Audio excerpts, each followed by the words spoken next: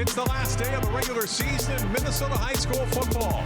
Today on CCX, the Wayzata Trojans home to face the Anoka Tornadoes. From Wayzata High School in Plymouth, John Jacobson along with Joe Basil. And Joe, Anoka having a really good season. They come in 5-2 on the season. Their only losses to Maple Grove and Centennial, two really good teams in 6A. Wayzata 2-5.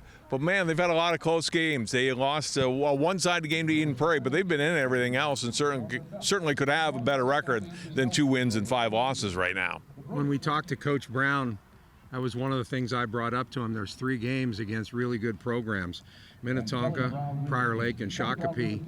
And he said, yeah, we just couldn't hold on to it in the fourth quarter.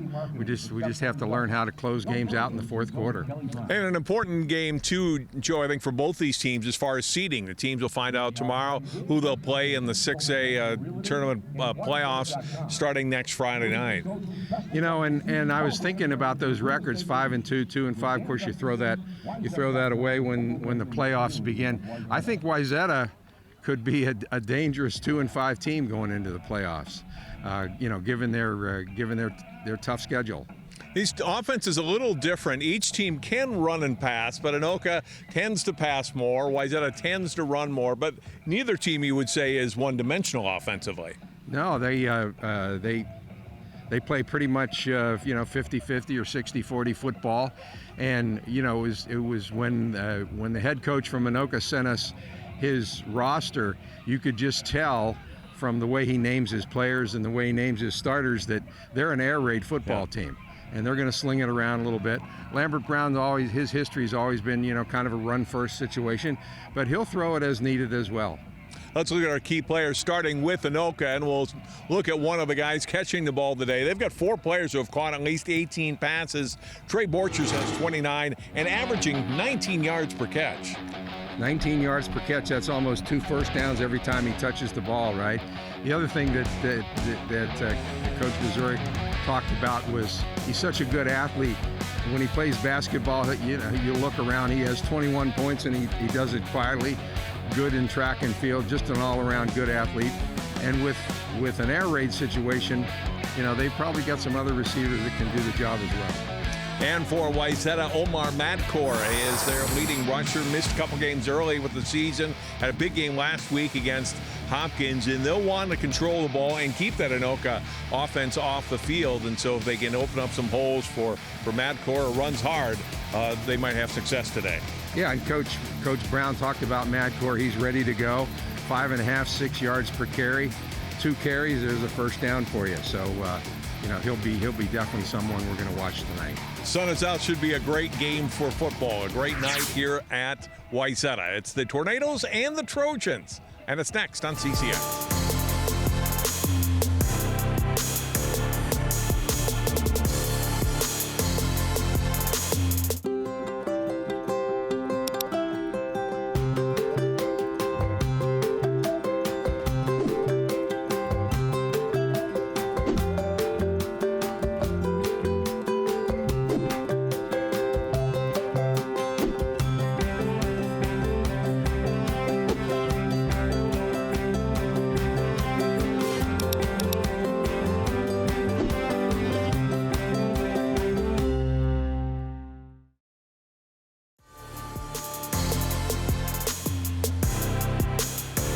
Metro District football this afternoon on MEA Thursday, 5 o'clock kickoff. John Jacobson, Joe Basil, getting ready to start this one. Anoka 5-2, Wayzata coming in at 2-5 on the season. Seeding again coming up tomorrow for the section playoffs in 6A at start next Friday. The smaller classes, which is everything other than 6A, begin as soon as Tuesday for a lot of teams.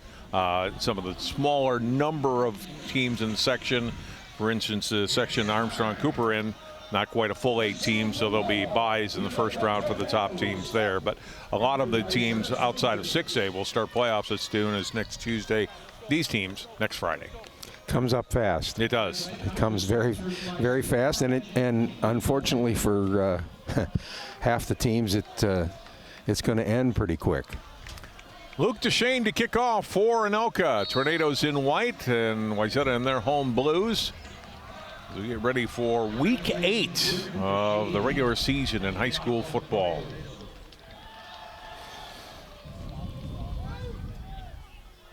Shane's kick toward the sideline, but handled in bounds at the 15-yard line. And good run up the middle and out across the 45-yard line. On the run is Joseph Anderson, a gain of 30 on the run back. Yeah, really put his team in a nice spot here right off the bat, John. And had some running room, and who knows, another block or two. They might be queuing up the band. Joseph Anderson, nice return. So great field position for Cole Heilbrunn and that Wayzata offense as you look at his numbers on the season. Senior, veteran of this offense. He'll give on first down to Madcore, who gets through. Walk up at the line of scrimmage to bounce outside, but still only got a yard before he was tripped up and brought down by Zach Anderson. Yeah, he did a nice job of stepping through that first tackle, didn't he? And but then Anoka closed fast and for a short gain. Only 2 yards on the first down run. The second down and 8 from the 47 for Wayzata. Man in motion is Jack Simon, then heads back the other way. Play action, going deep down the left side and incomplete. On the pass, just a little bit overthrown, intended for Andrew Stokes. I like the call, though, John, right away. You know, stretch that Anoka defense a little bit vertically off of play action.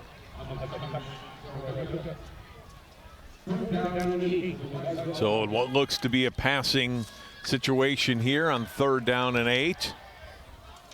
Wayzata in the past has shown pretty good screen game. I don't know what we're going to see tonight, but they've been a pretty good screen team in the past.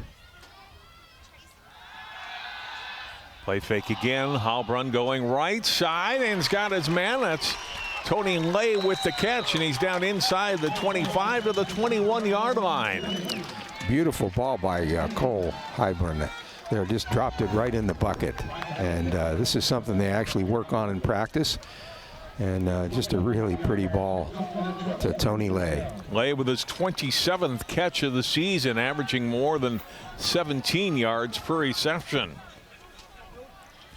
You wouldn't think that Anoka would be too surprised by the passing game since they're more of a pass team. But nice job by Heilbrunn dropping it in. Gain of 31 on first down and 10. They'll go to the air. That ball was tipped and pass intended for Lay. The second down and 10. If you look at the starters offensively for Wayzata on your right and the Anoka defense on your left. Veterans on that offensive line, including Manny Wilson, who's in his 3rd year as starter. Luke DeShane, the leading tackler on defense for Anoka. O-line and D-line, that's where the game is played.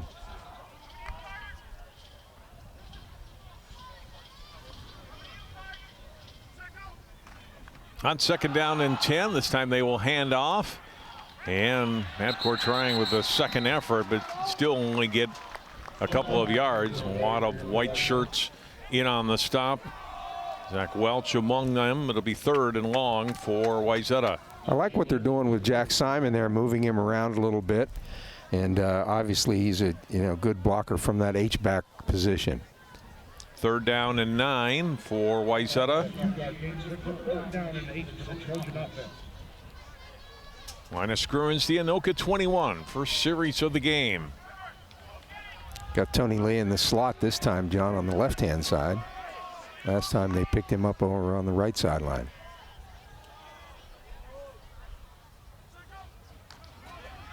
Third down, they give to Madcore again, trying to slip through a tackle, but can't get very far. Maybe 3 yards before he's brought down by Javen Starks, the junior, number 99. That'll be 4th down for Wayzata. They're going to leave their offense out on the field. It'll be 4th down and 6 to go. Big play early here in this ball game. Yeah, not a bad call given their situation, field position wise, and maybe they're going to try to draw them off sides here. We'll see what happens.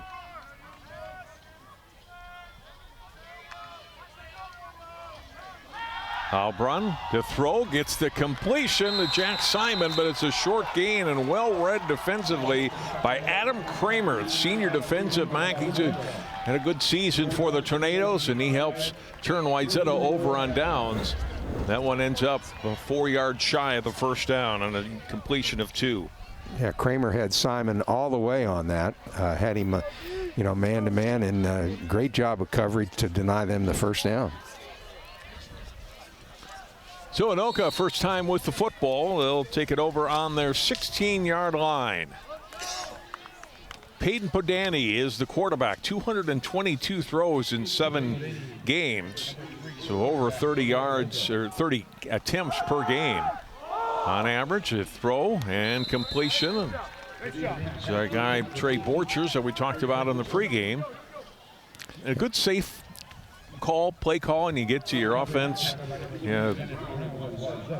going right away in a gain of 8. Yep, they're in hurry up mode. Air raid, they call this the NASCAR mode. Swings it out to the left this time. And well played by Wayzata this time. They're able to stop that short pass to Terrell Cummings, a running back coming out of the backfield on that. Yeah, try to look at the rest of the offense for Wayzata, or defense for Wayzata, and the offense for the Anoka Tornadoes. Nice job by Kyle Bootwell to come up on that, John, on that little swing pass. No gain on that, so it sets up 3rd down and short here. Looking to the sidelines here, as they usually do in the air raid. Podani throwing, gets the completion. It'll be a first down out to the 29-yard line, and the first down of the game for Anoka. That was Tyler Milkus on the catch, and yeah, just moving the change, like you said earlier, with some nice, safe, conservative passes. Of course, in the air raid, these little short intermediate balls sometimes will set up the long ball. We'll see what happens. Charlie Hendrickson on the catch. First down for Anoka at their 29. They'll go to the air for the 4th straight time, down the sideline and incomplete. Going for Hendrickson a 2nd time in a row. The junior passes too far out in front of him from Podani. Yeah, a little bit of shake and go there on that one. Like we talked about, set it up with a couple of short, spot passes, and then a little shake and go down the sidelines, but make sure Wayzata was paying attention.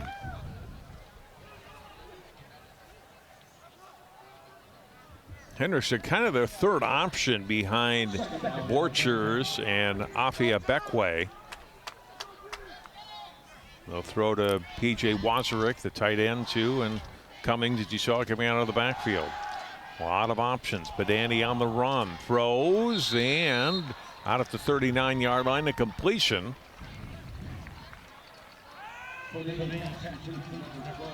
That's Evan Frecking on the catch, and it's a first down.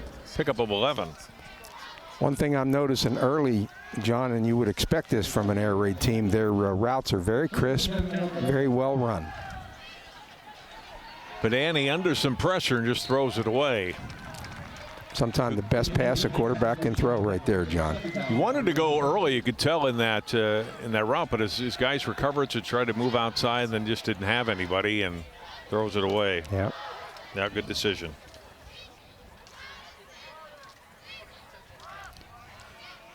And I think a lot of times people mistake the air raid for, a quick score, but you can control the clock and the ball with your intermediate passing game, and then of course spot a run in there every once in a while. On 2nd and down, screen pass intended for Cummings and incomplete.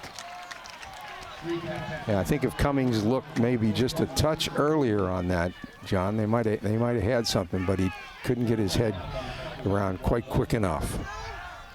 Love the screen game, though. Love the screen game. 3rd and 10 for the Tornadoes from their 40. Just under 7 minutes to go in the first quarter. Well, third down hasn't really bothered them yet, has it? And they've been kind of moving the chains and doing what they need to do, the Tornadoes. Badani, roll out left. Trying to buy time. Now we'll throw it downfield and into traffic, and it's intercepted. It is picked off by Wayzata and returned into Anoka territory. There's a lot of blue shirts around there, and it was Cooper Cleveland with the interception for Wayzata. Really nice job by Cleveland, first of all, obviously, to make the catch, and then to stay in bounds because he was right on the sideline there. And yeah, great job by Cooper Cleveland. This play, that was probably another one where Badani should have probably put it out of bounds, obviously, but just kind of floated it out there, and Cleveland was there to catch it. He returns it to the Anoka 46. Second time for Wayzata's offense here in the first quarter. First down run, and Anoka again ready. They've been pretty strong in these first two series in the middle of the defense and not allowing much at all on the run. This time Owen Winston. Yeah, they've been pretty stout, haven't they, against the run? No gain. Excuse me. Yeah, they're going to be a defense run first, kind of a defense, and maybe force Wayzata to put the ball up a little more than they might want to. On 2nd and 10, ball is tipped and intercepted. Another pick. Interception from Wyatt Wathram, junior defensive back. I didn't see who tipped it at the line, but it fell right into Wathram's arms. And so these teams exchange turnovers 3 plays apart. Yeah, and we'll see what we might get to see the tip here by the D line. Kind of went by him. Yeah, nice job of ball skills by Rothram right there. Sudden change. We'll see what Anoka has in store on a sudden change. Sometimes teams will go deep after a sudden change like that. From the 37-yard line, so Anoka getting it right back 2 plays after the interception thrown by Badani. Throw here, incomplete.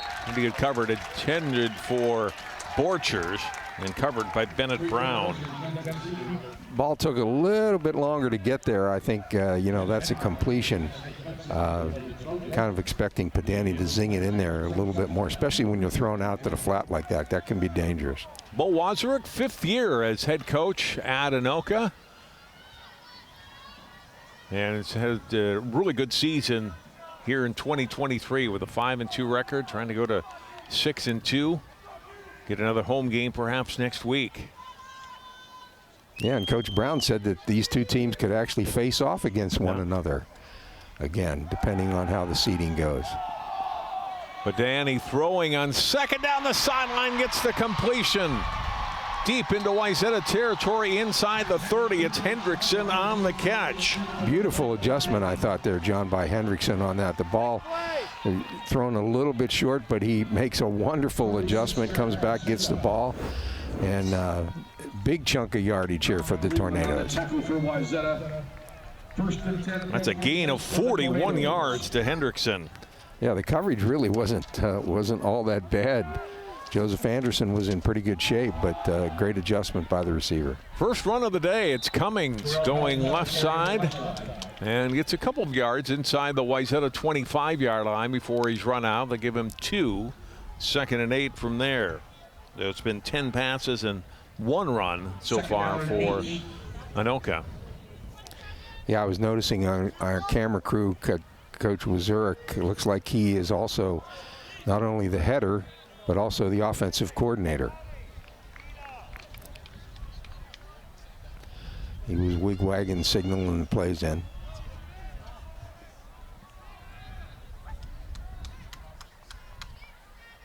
Ethan Matzman now in the backfield. He'll get the call here on 2nd down and 8.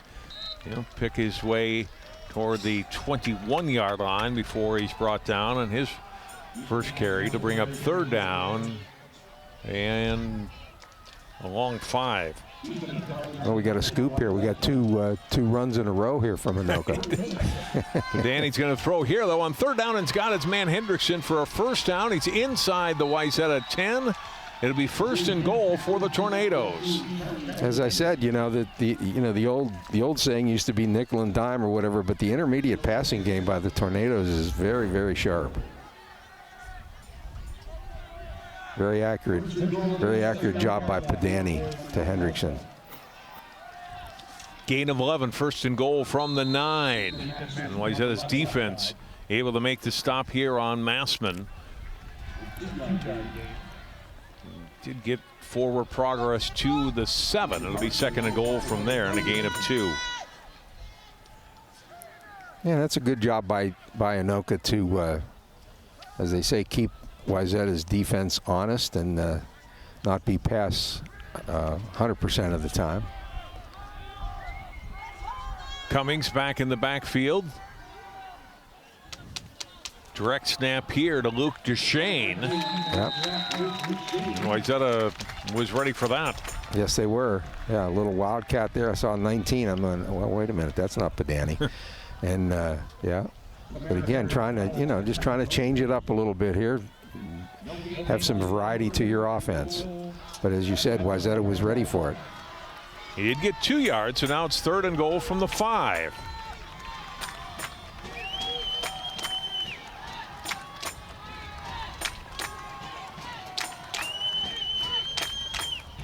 Padani to take the snap here. Fakes the pitch, wants to throw. Now will throw to the back of the end zone and a touchdown. Evan Frecking, the 6'4" senior, on the catch.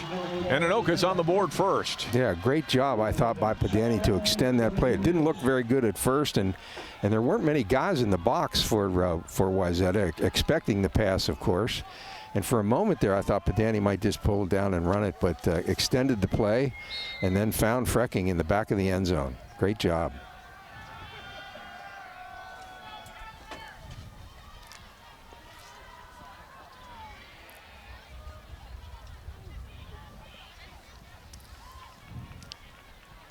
Veronica Moran is the kicker for Anoka.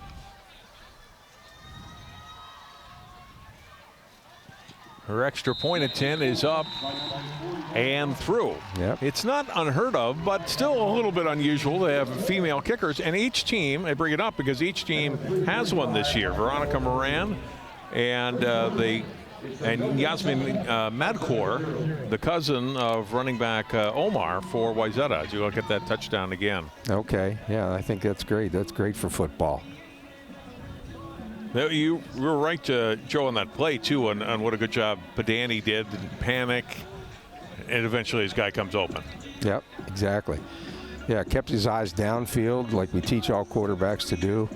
And as I said, kept those eyes downfield and found his receiver.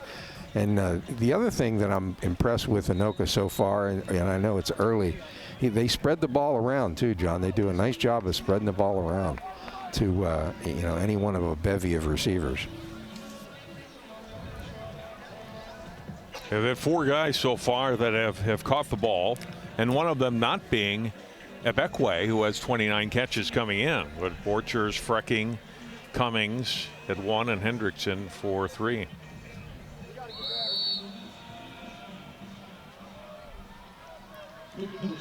Yeah, Beckway's probably going to have a little meeting with the quarterback. Did he say something wrong to the quarterback this week or what? Ooh. Ooh. Line drive kick and handled well by one of the up men. John Evans. John Evans and Gavin Johnston are both number 10s. Right. Yeah, it was a good play there to handle that. Again, Wayzata will have good field position as they did on their opening drive. This time a little bit different. What a nice catch here on this ground ball kick. It sets up Wayzata in real good field position as well. Yeah, Wayzata's got such a large roster that they double up on numbers in many occasions here.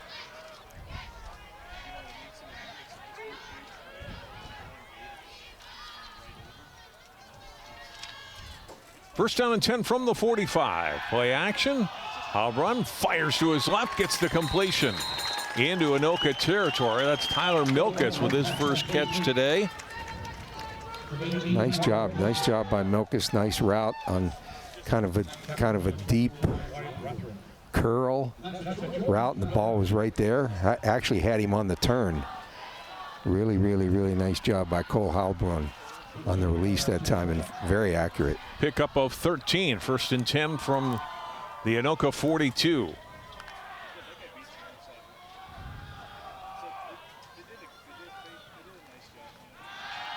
Halbrun to throw again, trying to go for Stokes, as he did on the opening drive, and a little bit long on the pass, and it's second down and 10. Yeah, just missed him. Missed him on that. Luke Alexander on the coverage for Anoka.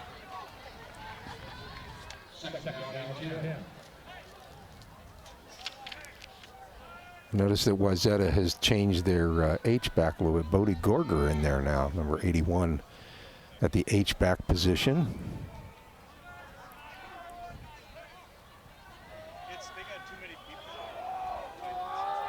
Second and 10 from the Tornadoes 42 for the Trojans.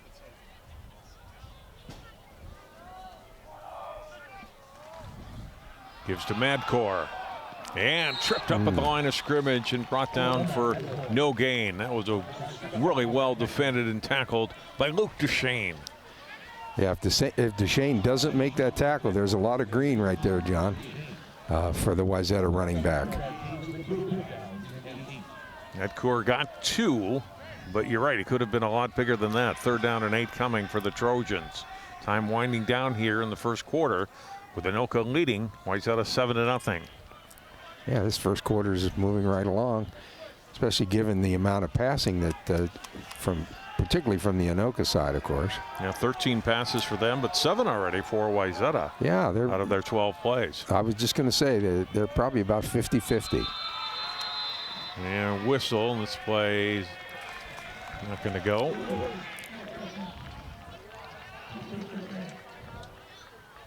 Delay of game. 5-yard penalty on Wayzata. So that'll push them back to the 45-yard line and set up 3rd and 13. And he's winding the clock again, so.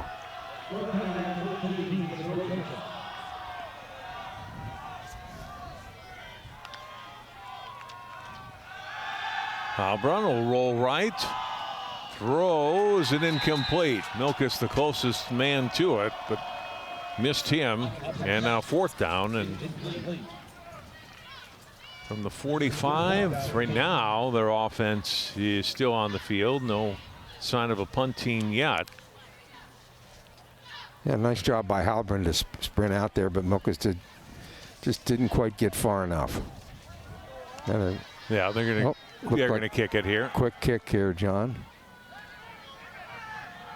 This will sail into the end zone. Good effort to try to run it down, but it'll be a touchback. And first and 10 for Anoka from the 20-yard line. I like the call, though, and it could have very easily been, coffin corner kind of situation for Anoka to have to dig their way out of. But I like the call, and it's great when you got a quarterback, first of all, that can catch the ball, and then also put a nice little toe to it. A nice little foot to it. Yeah, if it was 4th and 3, you could see going for it there, but the right call definitely to punt and make Anoka really work for it. Yeah. So Padani coming off a touchdown pass as the offense back on the field, starting at their 20. Under 2 minutes to play here in the opening quarter. He's going to throw to Cummings. 25, 30-yard line. Cummings down the sideline. There he goes. And he got run down near the end. Finally, Bennett Brown. Yeah. Cummings looked like he pulled up a little bit too, like he pulled a hamstring or something, or at least strained it. Watch near the end of this run, he pulls up on the run. Yeah, right at the end there. You're right. He's looking around. Beautiful touch by Padani, by the way. That's a gain of 64 yards So he's out. Ethan Maspin back into the backfield. They give it to him on first down, and a good first down run of close to 5 for Maspin. Yeah, that's a nice gain for particularly for a quote-unquote passing team on first down. Yeah, Pedani's got some real great accuracy going for him tonight. He seems to be definitely on his game. Throw is tipped. A lot of Borchert looking for a flag. Borchert's looking for a flag, and yeah, that's a tough one. You're throwing the slant right into triple coverage there, but almost came up with it.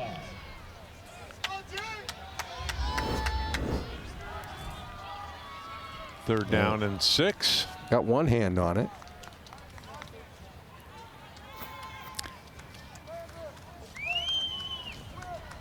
Lambert Brown, 7th-year head coach, state champions in Class 6A back in 2019. Pedani, the throw ball tipped and incomplete. Yeah, ball intended for Frecking and covered by Cleveland. It'll be 4th down. Yeah, if he keeps the ball a little to the outside on Frecking there, John, I think he might have something, but the ball kind of tailed inside on him and right into the Wayzata defenders area. Looks like you're going to bring Moran out here for the field goal. Who was the great running back on that state championship? Vassar. My goodness. They just give the ball like 40 times a game. Right. Especially in the postseason. He had a great offensive line. He ran really hard. And what a horse, huh? Ran extra point, enough leg, but missed it right. So the big 64-yard pass doesn't end up coming back to hurt Wayzata as they hold, and they'll take over at their 20. Yeah, that's a nice stand. That's definitely a nice stand by that Trojan defense to deny Anoka a scoring opportunity here. And you don't want to go down a couple of scores early, right? No. It's a team that can whip the ball around the field the way Anoka can. Right. And Anoka's game plan, of course, with their air raid and everything, is to get up on you early and kind of make you scratch and claw your way back into the game. So Wayzata will start from the 20. Handoff up the middle and a gain close to the 30-yard line. That's the second carry today for Winston, and he gets 9. Yeah, I've been impressed with Winston. He hits the hole very quickly, and I think maybe that's the longest gain on the ground by Wayzata this afternoon. Yes, it is. 2nd down and 1. Offensive coordinator's dream here, John. 2nd and short. The whole playbook's open to you on this one. Milk is coming in motion. Heilbronn, the throw. He's going to go deep and incomplete. Stokes, the intended receiver. They've gone to him 3 times on deep routes. This one the longest of the 3. Incomplete. Well, it's 3rd and 1. There's no question about Heilbronn's strength of his arm, is there? And he just has, it's early in the game yet and still in the first quarter, and just kind of juiced it there a little bit. He'll probably settle down and hit one of those as the game goes along.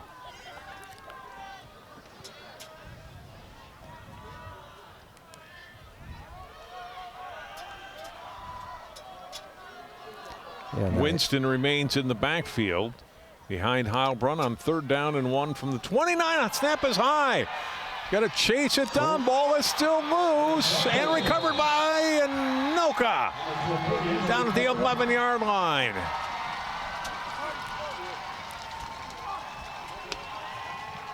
Aaron Knapp, the junior, number 58, with the recovery for Anoka.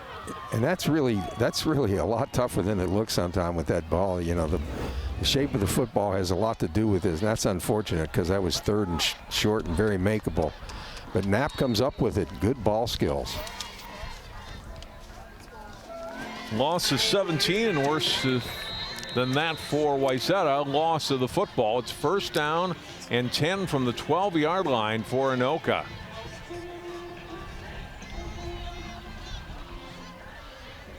Now they put some time back on the clock. There's a look at Aaron Knapp on the bench. And Yep. got to that football. Looks like Wayzata might recover for a second and pop free, and then there was Knapp. So Anoka unable to convert on that last drive when they got in the red zone. Now another opportunity and a fresh set of downs. Padani and the give on the end around.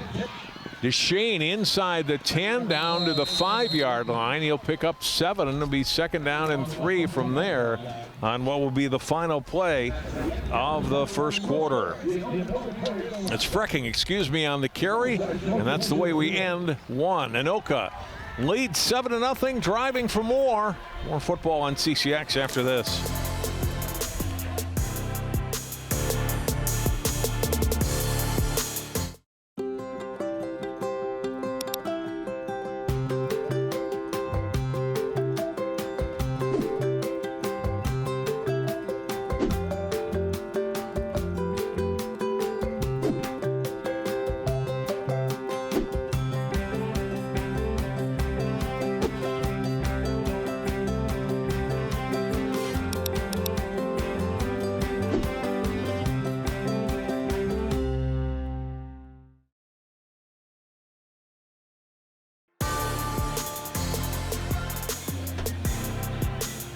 High school football on CCX Week 8. Anoka and Wayzata, the Tornadoes leading the Trojans 7-0.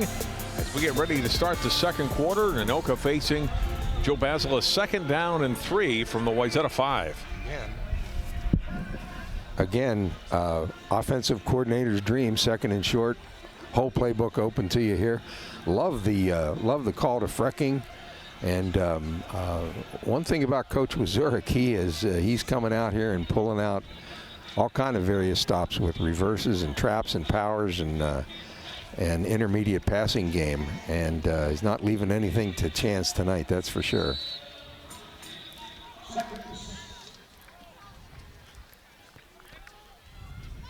Maspin in the backfield. He'll get the call through the end zone, turning. Really It'll be close. a 1st and goal. He's going to be short, though. It'll be 1st and goal inside the Wayzata 1 on a 4-yard gain for Maspin. Yeah, I love the way Maspin was going north-south that time. A nice lean coming downhill, John, and just almost made it there. Yeah, definitely short. They'll mark it at the 1. 1st and goal. 4 tries to punch it in here for the Tornadoes. Give an inside run and a touchdown. That's Zachary Welsh with the TD from a yard out. That's 13-0 Tornadoes. Again, spreading the one kind of watchword I think for Anoka is they definitely spread the ball around, not only in the passing game but in the running game as well. Zachary Welsh goes in standing up.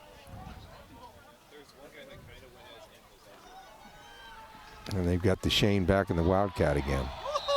And walks in for the 2-point conversion. Luke DeShane makes it 15-0 Anoka. There's a flag down. Judging from Zachary Welsh's body language, it looks like it might be against Anoka.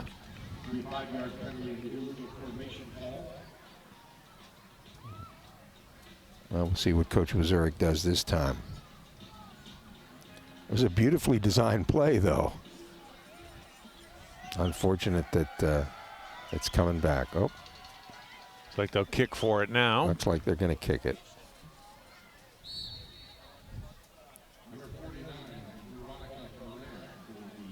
Moran for the extra point.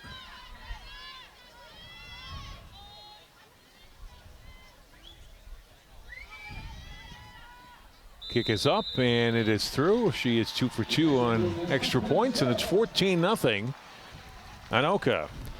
Nice combination with the team of Moran, DeShane, and Nanyuki. Doing a great job there. Or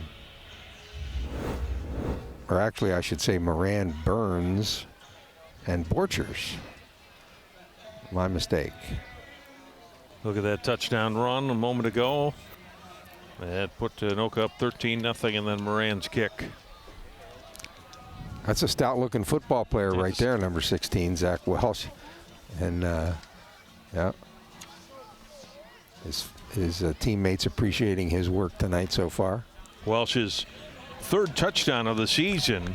He's only carried the ball 7 times, so they'll use him down there in those goal line, short yardage situations. And pretty good batting average.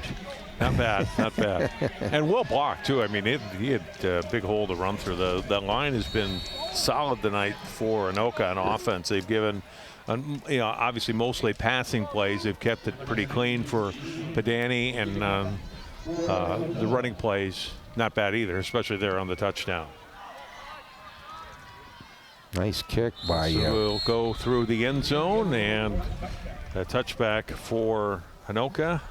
Wayzata will start this drive from their 20-yard line.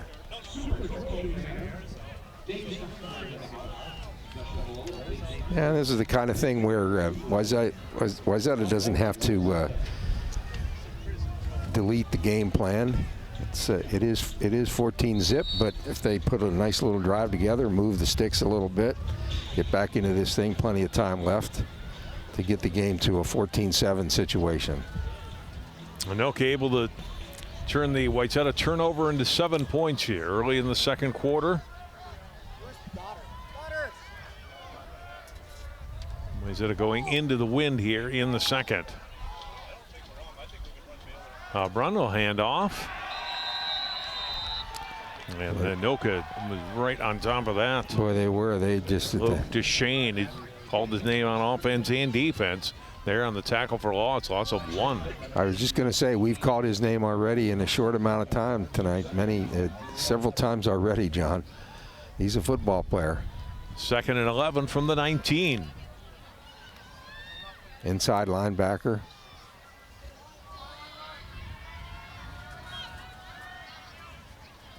Madcore, who had the handoff on the first down play, remains in the backfield.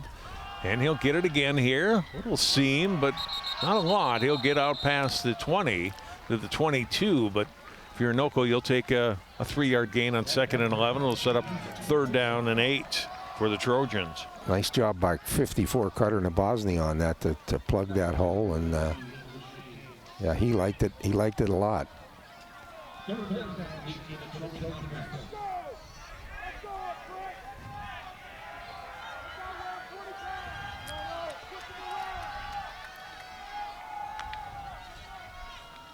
On 3rd and 8, Harbrun to throw, delivers the ball incomplete toward the sideline. Lay the intended receiver, downfield coverage from Cooper Baki, and it's a 3-and-out for Wayzata.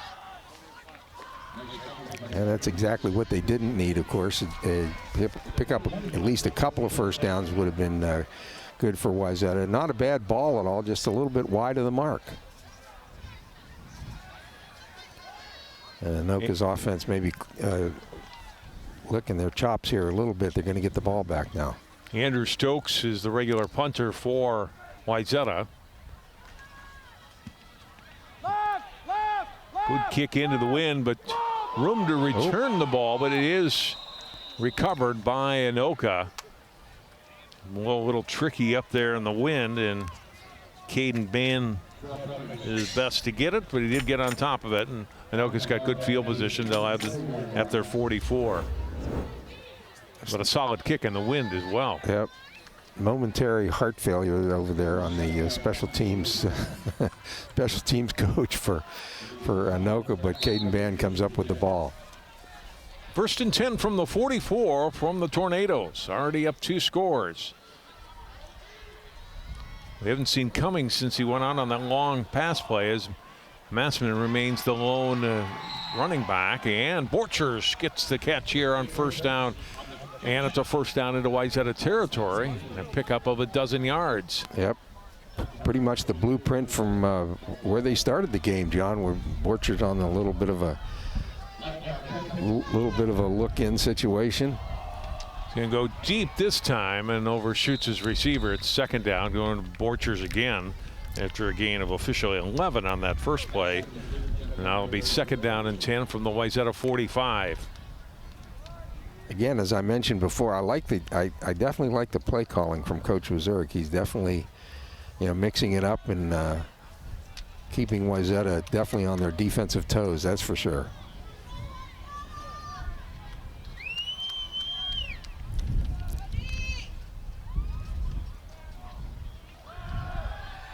Danny looking back to the left into a lot of traffic, and I think he's lucky that was just incomplete. Hendrickson, the intended receiver. I think he was too. There was a number of royal blue shirts over there on that one, John, and that could have been an ugly one for Anoka. Well, we got a personal foul on Wayzata, roughing the passer, and it'll be a 1st down for Anoka. Instead of a 3rd and 10, they'll have a 1st down and 10 at the 30-yard line of Wayzata. You can see at the top of your screen there, I think not so much the contact, but kind of kept driving Podani back is what drew the penalty. So 1st and 10 from the 30. Massman, he gets leveled in the backfield and dropped for a big loss. It'll be 2nd down and long on Landon Reeves, the junior defensive end, with the tackle for loss. Also 3. Landon almost beats the ball back there, and he's coming with purpose and bad intentions, I'll tell you that.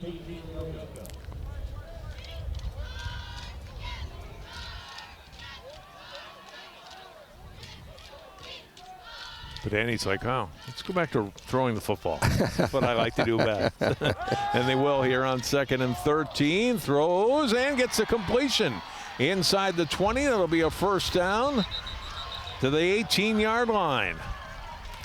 But Danny, very, very cool in the pocket, John. Very cool in the pocket. And again, different receiver. Yep, Kamari Hibbler with his first catch today. Yeah, junior. Kamari Hibbler, and just nice and cool, and actually thrown off of his back leg on that one, showing some of his arm strength off to Hibbler. 8th 1st down for Anoka in the first half. 7 have come via the pass. Now inside the 20 at the 18. Podani under a big rush, throws and it's intercepted. Tyler Schumann, the junior cornerback, comes up with a big defensive play. He was helped out by a heavy rush that Wayzata line put on Podani, and threw it maybe a little sooner than he wanted to. Just kind of dumped it off there, and there's Schumann. He almost had his receiver there, just off the hands of Hendrickson, and Schumann in the right spot, and a big play for him. Yeah, it was. It kind of looked like it almost went through the receiver's hands, didn't it? And that play is called the jailbreak screen in the air raid nomenclature, and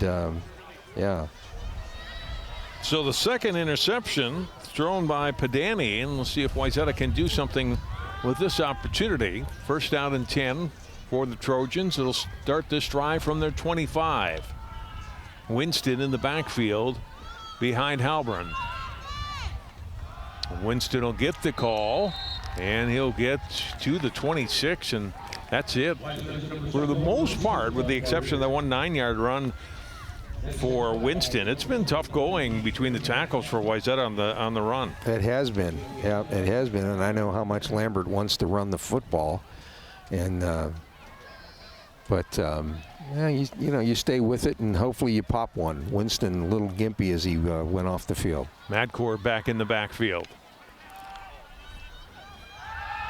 Halbrun steps into his throw, and incomplete off the hands of Lay, who was trying to gather it in, and making sure he didn't was Bakke on the coverage. I like the velocity of the ball by Halbrun, and Lay almost reeled this in, and coverage was pretty good as well. Almost reeled it in, though. Yeah, Bakke had an outside shot at picking that too. 3rd down and 10.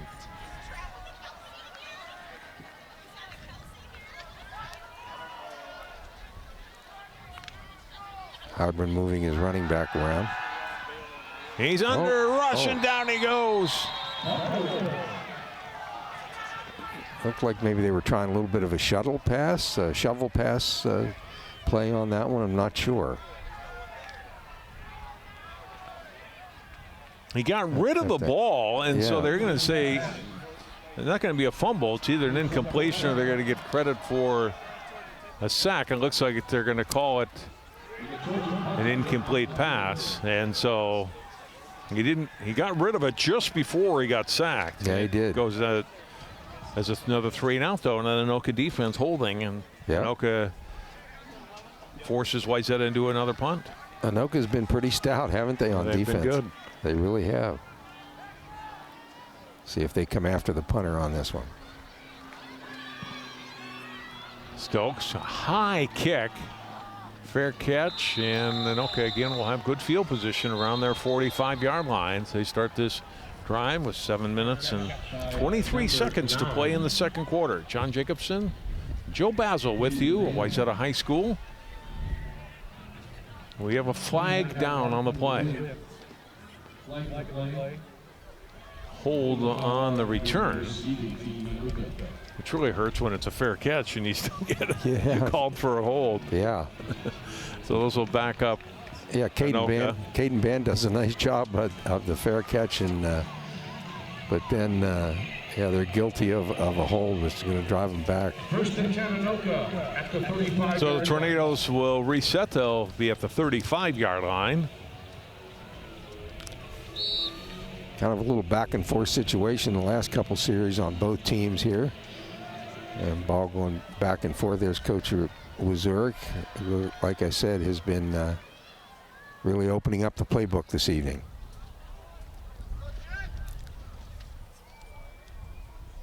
Cummings, who we saw go out with an injury in the first quarter, is back into the backfield. But Danny throwing on first down, gets the completion near the first down sticks, getting it to Borchers. He picks up 9 yards. It'll be second down and 1 from the 44. They love that play on first down, don't they, John? I mean, they like going to a little spot pass to Borchers on that, and he's the money man. Second and short. Second and short, and I don't think they got it. I don't think they did either. It could be third down and goal. Cummings, or third down and 1, I should say. Cummings on the carry, no gain. Yeah, nice job in there by this middle of Wayzata's defense there on that 4-3 defense that Wayzata likes to play. Cummings back out. Massman in on third down and 1.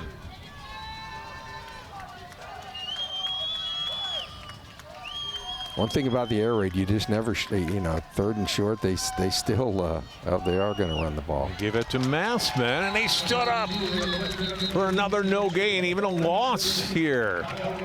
So how about that? They go to Borchers on first down, as one of the Anoka linemen is down. And then the next two plays, 0 and -1. First contact made by Ethan McFarland, but he had a lot of help in the middle there, and a good defensive play by Wayzata. And I think this is their center too, John. So this could be well, you never like to see anybody get injured, but Logan Burns is the center. Yeah, he is the center. So this could and the one thing that gets overlooked, especially in the air raid offense, is snaps. And we've John, you and I have done games where snaps have come into play. And Burns has done a great job so far of getting the snaps to Padani, and so we'll see if they show Bennett Jorgensen as the backup center. So we'll see if Bennett's coming into the game. It's like he's going to give it a go here and walk off the field under his own power. So what do you do here? I mean, fourth, a little less than 2. You're at your own 43. Your defense has done a pretty good job against Wayzata's offense, but you've got the wind behind your back. You just kick it deep and be a little disappointed that you didn't get a first down, Right. but just call it good for now. No, I think that's what you do. I think you punt the football, John. I think you and make Wayzata drive, possibly 75, 80 yards or even more, of which Wayzata hasn't really shown the ability to sustain a drive yet this evening. So we'll see. But I'd punt the football.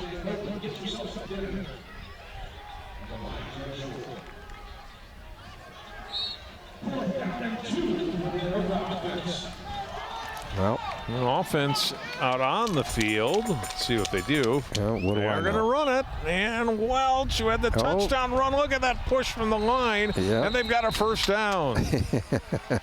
Kind of reminds me of watching a Philadelphia Eagle game, doesn't it? You know, with the push. Yeah. Nice job by Zachary Welch. I'll tell you what, that young fella is a football player. He was not going to be denied. Gain of 4 on 4th and 2. And Yep. They still got the Philly push going there. So much for my prediction on the punt. inside of 6 minutes to go in the half. 1st and 10. Anoka from their 47. Up 2 scores already at 14-0. Looking for another before halftime here. Out of the pistol. Oop. Little juggle on the snap. They get it to Massman, and he's dropped for a loss of 4. Yeah, that wasn't on the center. That was on the quarterback, that bobble. I think he took his eye off of it for just a moment there. And yeah, it is Bennett Jorgensen in there right now, John, as the backup center. But that was a good snap. There was nothing wrong with that snap from Jorgensen at all. 2nd and 14 from the 43.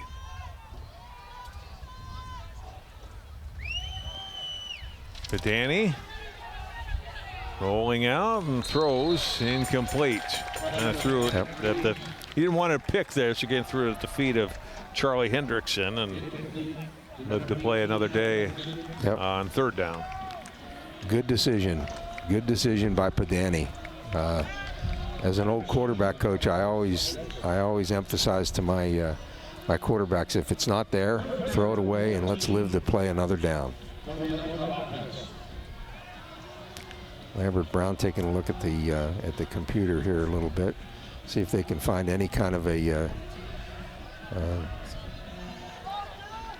area in the armor here of Anoka's defense, which has been very stingy.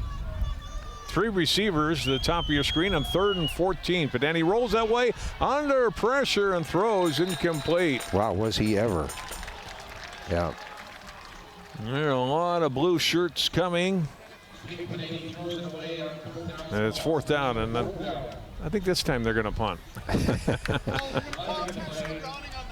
Joseph Anderson was going to have a loss of down and an intentional grounding penalty here on Anoka. There wasn't really anybody near Padani there.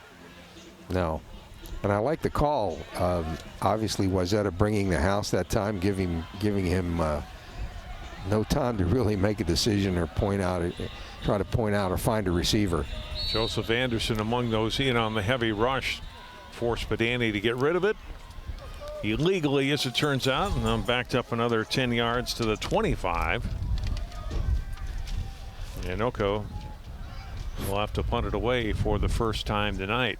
Yep. Frecking is their punter. Yep. Good hands. Back at his 12. Good hands person back there, Frecking. More of a line drive kick, though. Picked up and dropped by Lay, and he is not going to get out of the hands of the player downfield. And good coverage, good kick. Wayzata will get the football back, but at their 30-yard line. Really nice job by Cooper Bakke, number 36, John, getting downfield on special teams. And special teams, of course, doesn't get a lot of press, but so important, that 3rd phase, offense, defense, and special teams. Nice job of coverage by Anoka's punt team. 40-yard kick with no return. There's Cooper.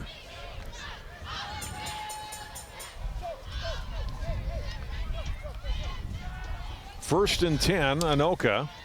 Wayzata starting at their 30-yard line. Inside of 5 minutes to go. The Trojans offense are trying to get some points on the board here before halftime.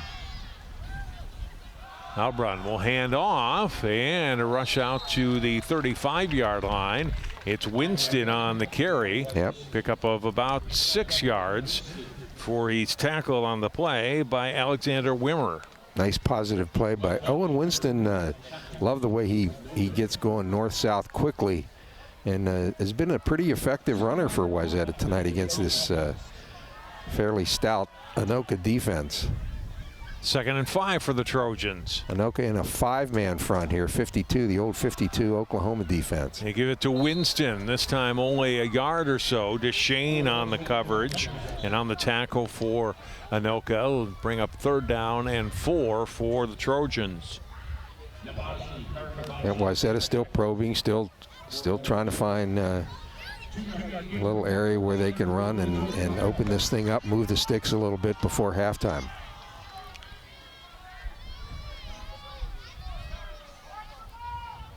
They get out to the 37, so it's 3rd and 3 on this play. Got jet motion here. They give inside, though, and a 3rd straight carry for Winston, and he's got a 1st down out past the 40 to the 42. Pick up a 5. Well, whatever Coach Brown was looking at on the computer, it's starting to click a little bit for Wayzata here on this series, John. Starting to pick up some positive yards. Adam Kramer, the injured player. Yeah. He pops up and walks off. Good to see Adam going off the field under his own power. Now he's jogging off the field. That's even better. Each team with 3 timeouts remaining. 1st and 10 Wayzata from their 42.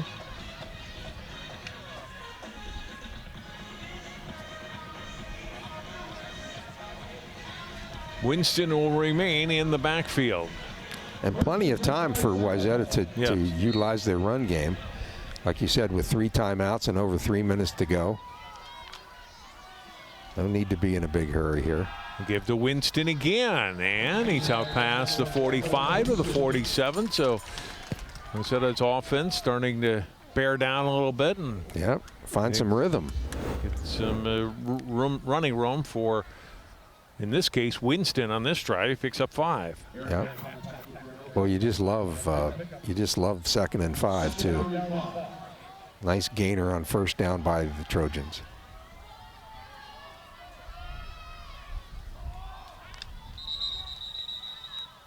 Anoka will take a timeout here with 2:47 to play in the 2nd quarter. I think you might call that an adjustment timeout, John. They're Bo Wazarick wanted to call his team over and talk a little defense. And their defensive coordinator Adam Denicky also right in there and giving up. There's Adam right there talking to his defense, and we'll see if they come out with any kind of a change up against Wayzata, who's starting to show some success running the football. Beautiful late afternoon here in Plymouth. Final night of the regular season in high school football in Minnesota. Went quick. We're starting Labor Day weekend, and here we are, and playoffs coming up next week. Always does, doesn't it? I mean, it's amazing. You start and it's 90 plus degrees and goes fast.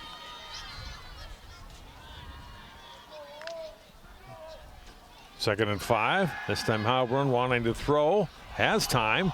Goes deep for Lay. He's got him. In stride. It's a touchdown for Wayzata. Beautiful. 53 yards, and the Trojans are on the board. Tony Lay with the TD catch. And Halbrun really, likes Lay a lot. Went to him a couple times early in the game, and now for big yardage on the home run ball. Love the play action, and Tony Lay scores big touchdown for Wayzata as we get near the end of the first half. Halbrun with his 9th touchdown pass of the year. 4 of them have gone to Lay. Extra point is through, and just like that, Wayzata's on the board. It's 14-7. As you pointed out, too, great protection. Couple of little steps to his left. Great footwork. Tony Lay retains his balance and takes it on in for the score.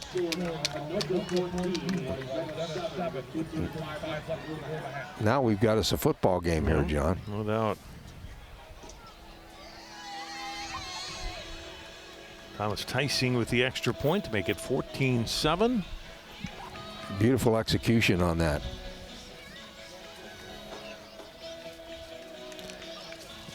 As I said earlier, too, no problem for Heilbrunn on the arm strength. He can deliver the ball out there. Lay with his 28th catch of the season, team high, averaging over 18 yards per reception.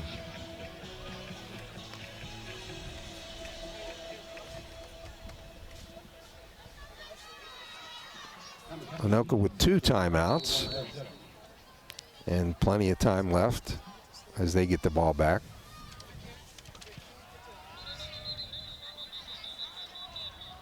Whistle at the kick. Offsides, maybe.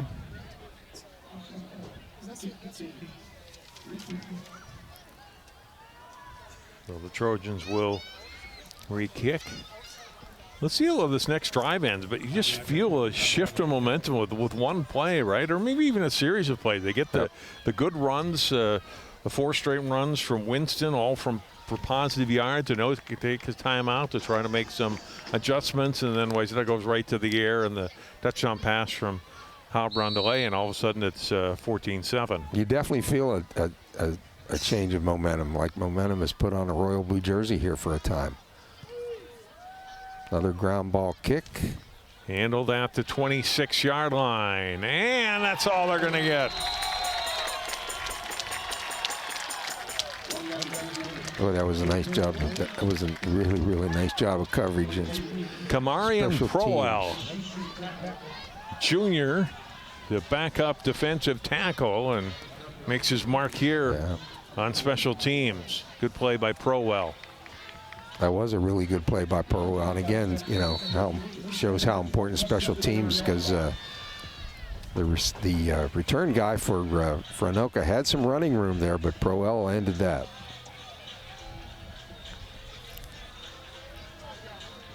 As Joe mentioned, 2 timeouts remaining for Anoka. They've got 2:31 to go before halftime. The ball on their 27. Cummings back in the backfield. And Anoka will use one of those 2 remaining timeouts here before they have to talk it over.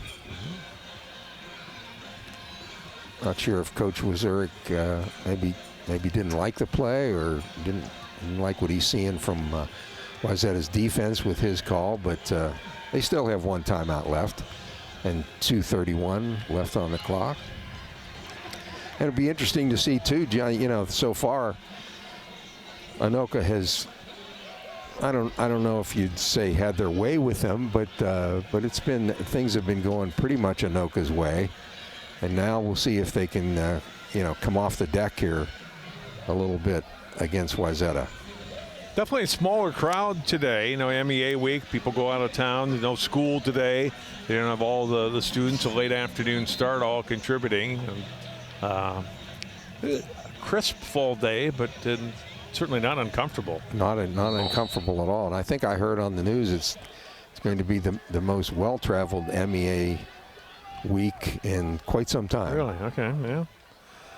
All right, here's Padani and the Anoka offense throwing back, and it's Welch who had the touchdown catch earlier and has had a couple of runs with his first reception of the day. Yeah, a little bit of a wobbler there, but throwback screen. Coach Wazurek using that timeout to design that play. Pickup of 6 yards, 2nd down and 4. Padani throwing again. Gathered in, and it's caught for a 1st down by Frecking. We always used to tell our receivers, just catch the ball 1 time. It's okay. You can just catch it once. In this case, Frecking, couple couple of times, but he still gets the reception and move the sticks here for the Tornadoes.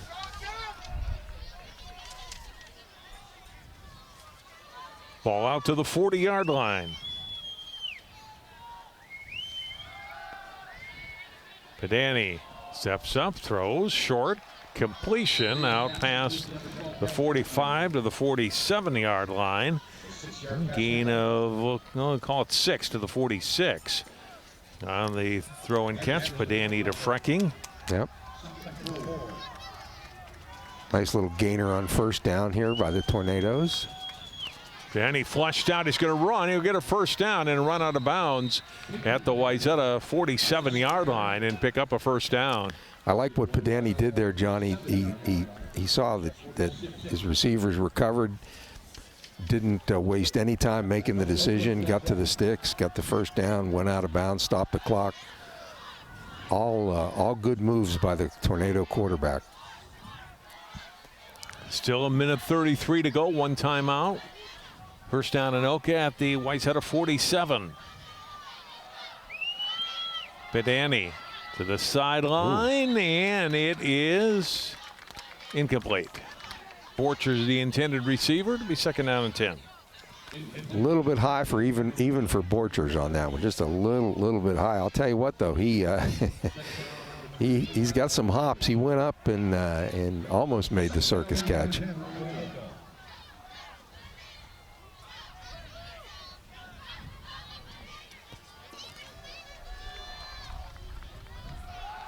Pedani will shovel pass, gets the completion. It's Massman is in the open to the 30, to the 20, still on his feet and all the way inside the 10-yard line to the 7 before Stokes brings him down. A huge play and a gain of 39 yards.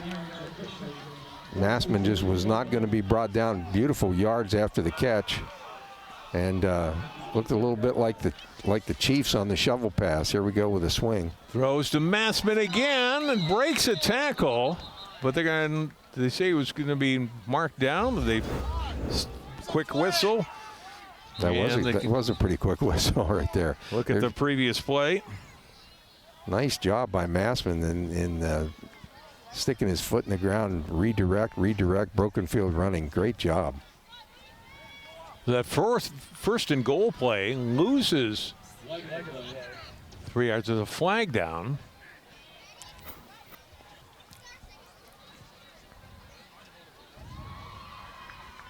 Massman taking a little bit of a break here, well deserved. Flag was in the back of the end zone. This is going to go against Wayzata. The way they're marking it up, I haven't seen a signal of what it is.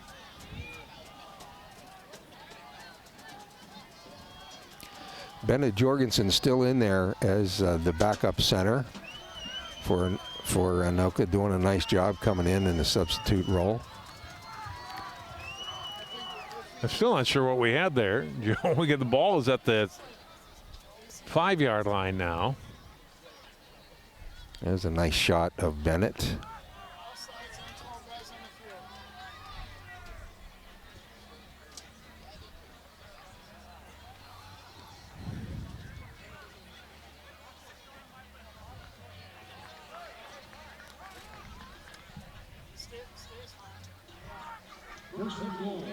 First and goal for Wayzata.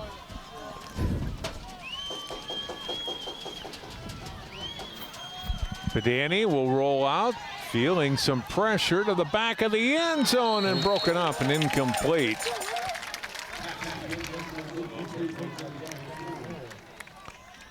It's second down and goal. Yeah, they went with the 3-by-1 situation and almost came up with it there, John, in the back corner in the end zone.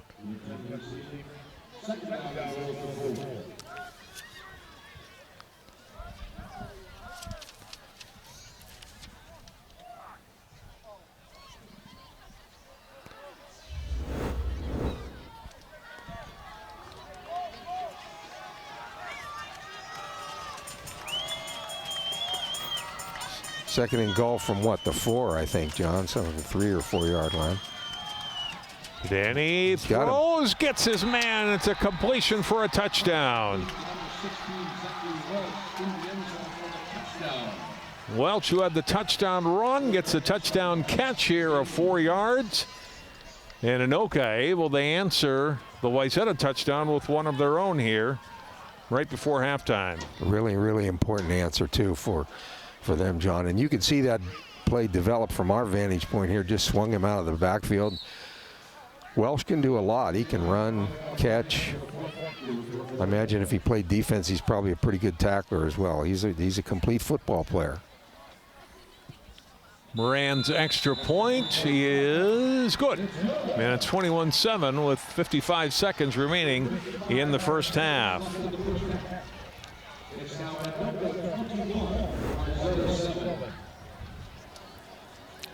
Touchdown catch, and Pedani with his second throw, and Welch with the catch and a nice play, and Anoka with a really good drive.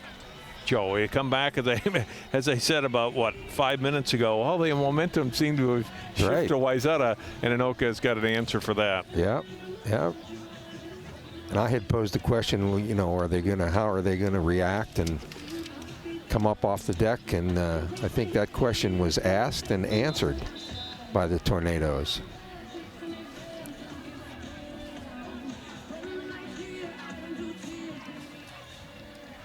Now, Wayzata does have 3 timeouts left, John, in 55 seconds. We'll see what they choose to do with the ball. Really impressed how Anoka spreads the ball around, and running backs, wide receivers, slot backs.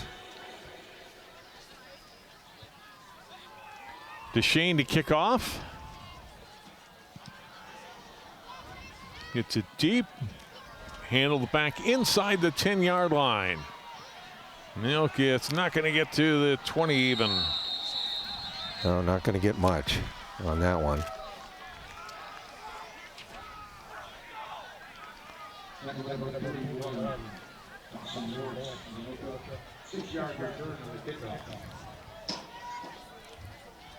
Wayzata first and 10 at the 15-yard line. So first down and 10 for Wayzata, but Joe, they're not in great field position with 47 seconds to go, starting at their 15. I'd be surprised they do anything too crazy here, but we'll see. Yep. They did have a big completion on their last play from scrimmage, and they will go to the air here on first down. Halbrun throws, complete, out past the 25 to the 28-yard line. There's Jack Simon on the catch. And a first down, the first reception today for the senior, one of the many seniors honored on senior day here at Wayzata before the game.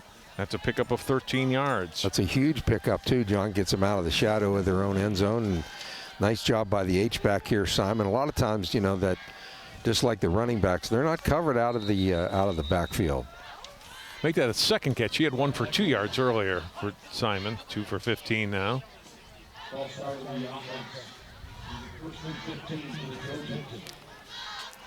False start here, though, is going to back up Wayzata to their 23.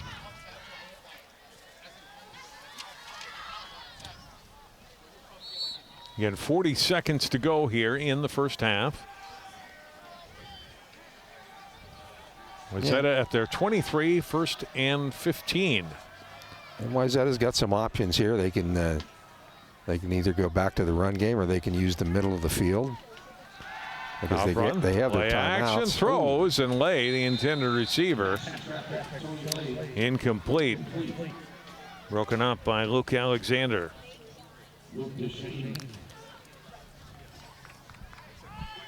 Close play there by Lay. He picks that up. It's gonna be interesting. They may have to either come up and spike it real quick or call one of those timeouts. But they went to the right guy. A DeShane on the coverage. It's second down and 15. Madcore the back. They'll fake the handoff to him. Heilbronn throwing, completes delay, breaks a tackle. 35-yard lines. This time it is Alexander on the tackle. Out at the 37-yard line. That's a first down. And a Wayzata timeout. There we go. Clock stops automatically on the first down, but good timeout by Wayzata there. And they still have 2 left and 28 seconds to do something with it. Pickup of 15 yards. First and 10. Wayzata from their 38.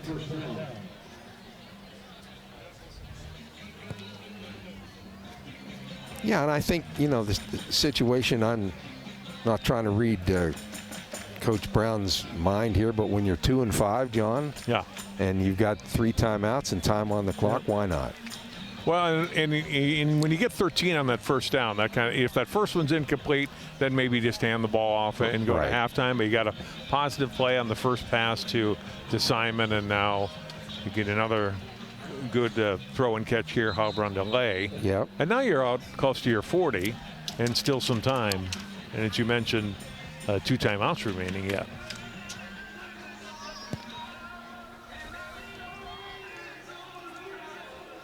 Heilbronn can really zip the ball too. I've been impressed with not only his accuracy, but you know, he's got some sauce on that ball, and pretty good pass pro tonight by the Wayzata O-line. Quick throw. It's Milkus, 45-yard line, 50 into Anoka territory, and driven down at the 42-yard line. Anoka tackled by Wimmer, who's still down along. Yep. Milkus also slow to get up. Yeah, Look at the play again, and a good catch and run, and a pickup of 20 yards for Wayzata. Yeah, Wayzata starting to cook here a little bit in the waning moments of the first half, and didn't quite get out of bounds, but what this would be an injury timeout anyway, right, John? Yeah, 2 players down, line of scrimmage to 42. Clock stopping, 21.4 seconds left. And Wimmer still down for Anoka.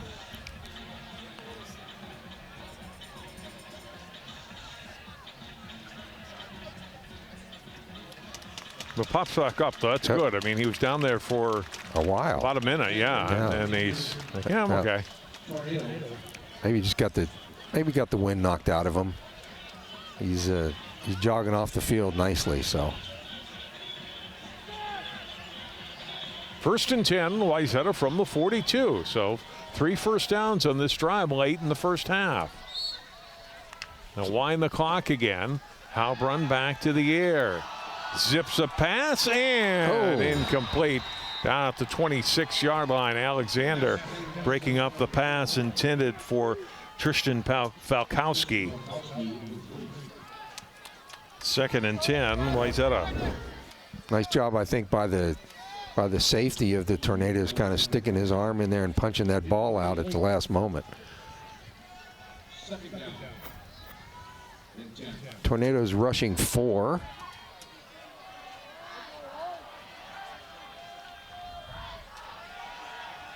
Dropping 7 in coverage. Second and 10, Heilbronn's throw completes to Stokes inside the 35 to the 34-yard line. Wayzata will have to use another timeout. Gain of 8. Set up 3rd down and 2. And the first catch for Stokes. 8.6 seconds to go. 1 timeout left. So you might have time for 1 more play. Maybe 2. Over the middle. I'm saying, with the 1 timeout, if it's a quick play, you time to go over the middle. You don't have to go to the end zone yet. We'll see. And I think the Tornadoes, John, are playing this game like they're willing to give up the 9 to 12 yard. Right. You can give up 2 of those, and they're still out of the end zone at a time, right? Yeah. Right. Keep everything in front of them, as they say.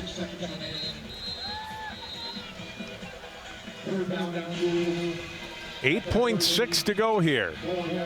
2nd and 2 for Wayzata. Excuse me, 3rd and 2 from the 34. Yeah, the Tornadoes dropping 3 guys really, really deep. They're back around their 10-yard line. And Anoka will use its final timeout.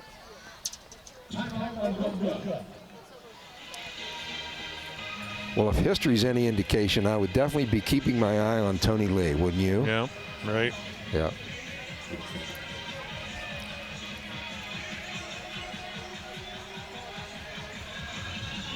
Well, after first time these teams have met in 10 years, Wayzata won the last meeting between these teams. Played a couple of years in the 2010s, and then their only previous meeting, Joe, 1960, they played to a scoreless tie in week 8 of that season.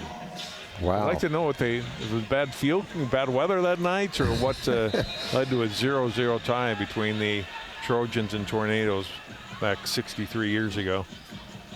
I was even a young man then.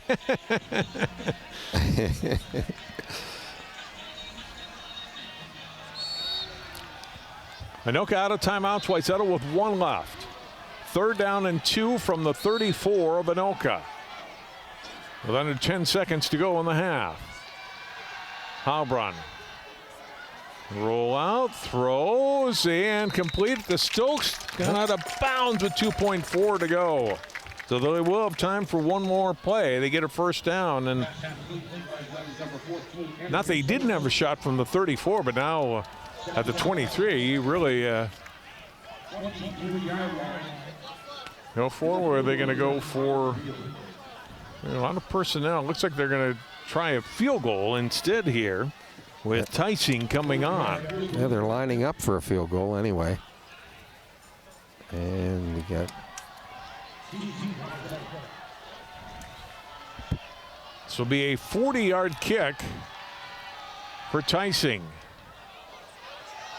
On the way. Did he just squeeze it in there?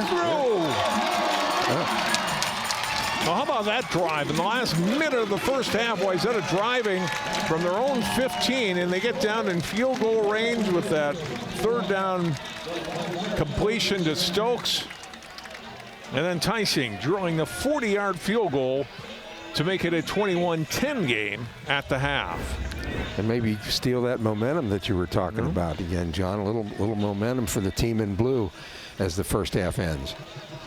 We'll take time out. Our halftime score: Anoka 21, Wayzata 10. More prep football on CCX after this.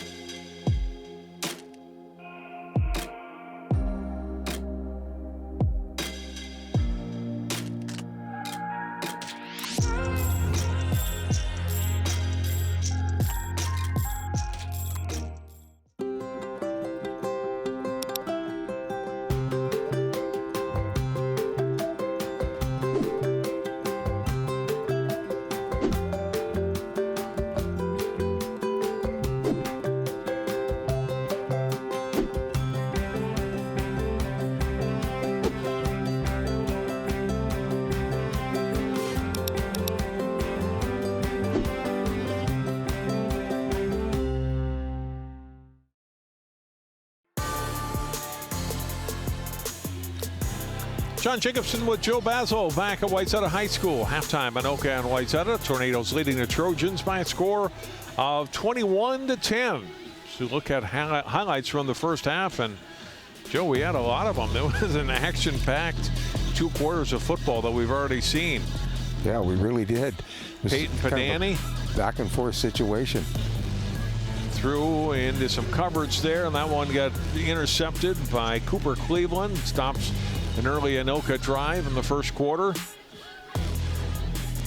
And Wayzata able to give it right back. Yeah, and like 2 plays later, it was tipped and then intercepted for Anoka. by Wyatt Wathram. Padani has time here, gets to the back of the end zone. Touchdown pass of 5 yards to Evan Frecking. Made it 7-0, and then a long play down the sideline to Cummings. This one goes for 64 yards on the pass before he's tackled from behind or knocked out of bounds. And unfortunately for Anoka, unable to do anything more with that. But Wayzata turned the ball over back on the high snap. Pass Heilbronn, recovered for Anoka. And that was a 3rd and 1 play too, yep. John. Aaron Knapp on the recovery. And then the same drive, it flipped over from first to second quarter. The touchdown run, the short one from Zachary Welsh. Interception for Wayzata for Tyler Schumann on Padani's second pick of the first half. And then the big strike downfield. Heilbronn, delay, who keeps his feet and into the end zone. 53 yards for the score to get Wayzata on the scoreboard at 14-7.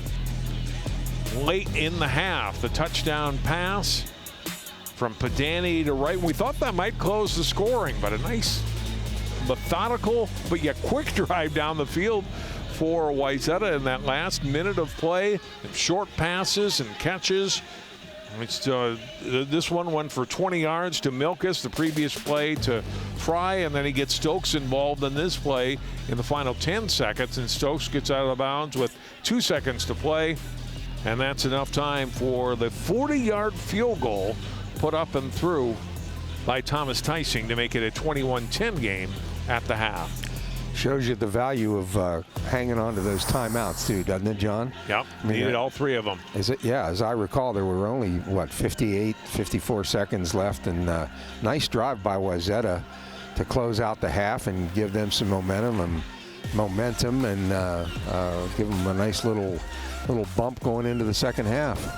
Throw out anything Joe and I said in the pregame about rushing game, and these teams can run the ball or can run successfully. It has definitely been pass heavy tonight. Anoka, that's what they like to do. Wayzata late, especially because out of necessity on that last drive, throwing the ball and with success and able to get the 166 yards of passing yards. 258 for Padani. He threw the ball 31 times in that first half, 18 completions, a couple of touchdowns, and see the numbers favoring Anoka, and able to turn that turnover late in the first quarter into 7 points, and they've got the 11-point lead.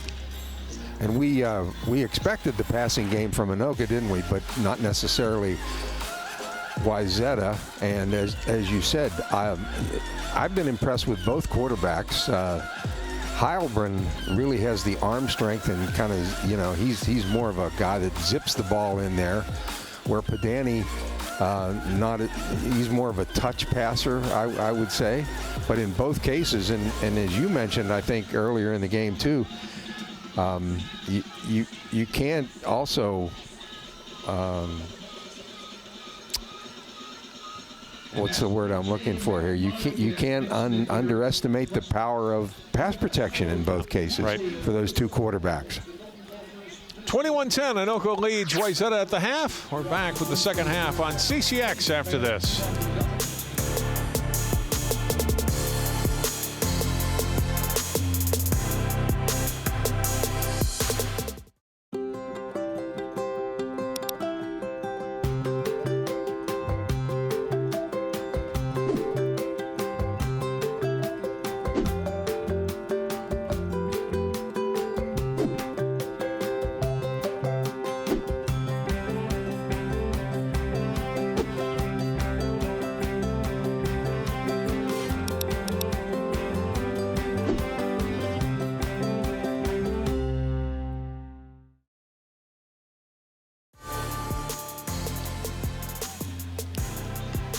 Anoka 21, Wayzata 10. Heilbronn trying to get the rest of his teammates fired up for the start of the second half. It will be Anoka that'll get the first possession, and let's see how they come out. They have mentioned thrown 31 times in that first half. Padani's been busy. They have had 13 rushes, 31 passes. They had the ball quite a bit. Yeah, it felt like in terms of time of possession they did. And like I said, even though it's a passing game, you know, they use the passing game as a possession situation. Thomas Tyson had that field goal right before halftime. Yeah, we'll see if that gives Wayzata a little bit of juice going into the second half. That was a nice kick, 40-yarder.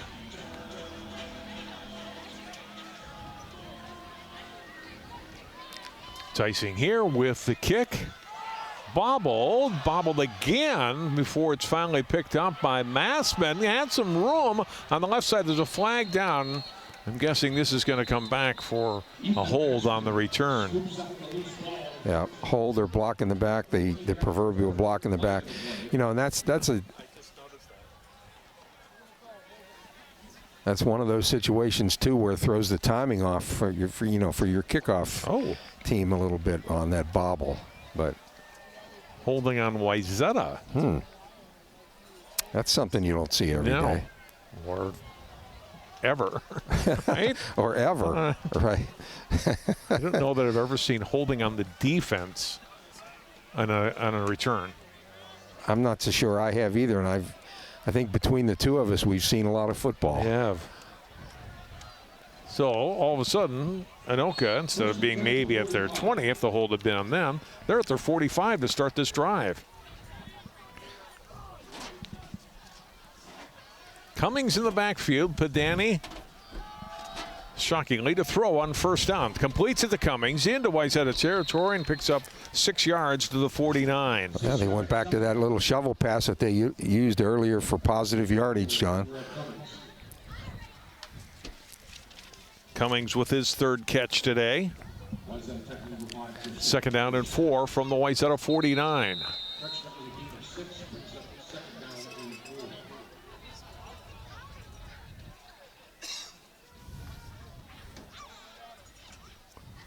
Looks like everybody have an injury, not a timeout, but Anderson is coming off for Wayzata, and Jack Smith will replace him.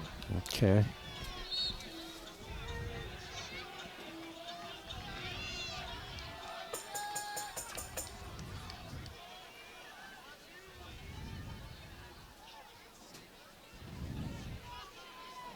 Padani looking to the sideline, 2nd down and 4. And throws high, intended for Borchers and incomplete. Coverage by Schumann. It'll be 3rd and 4. And when you throw high to Borchard, you've definitely thrown a little bit high. Because he's shown he can go up and get the ball, that's for sure. Good size receiver at 6'2".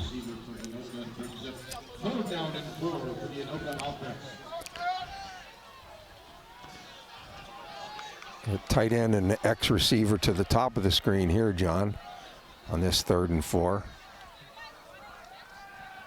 Padani looked one way, now back the other way, goes downfield and incomplete. Intended for Frecking. Coverage by Cleveland, and it's incomplete. And Frecking is still down. When Padani looks at the film tomorrow or Saturday or Monday or whatever, he's going to kick himself because he had his running back on the swing out in the flat, and that running back would still be running, John. Yeah, that was Brody Rush, who's just a freshman up on varsity. 34, there he is at the bottom of your screen. Oh, yeah. Padani flushed out of the pocket by Caden Carson. And Frecking now just getting up and walking to the sideline. And we talked to Coach Wazurek about Brody, and he said, yep, he definitely would use him. And I don't think he used him in the first half, but he's going to give him some playing time in the second half.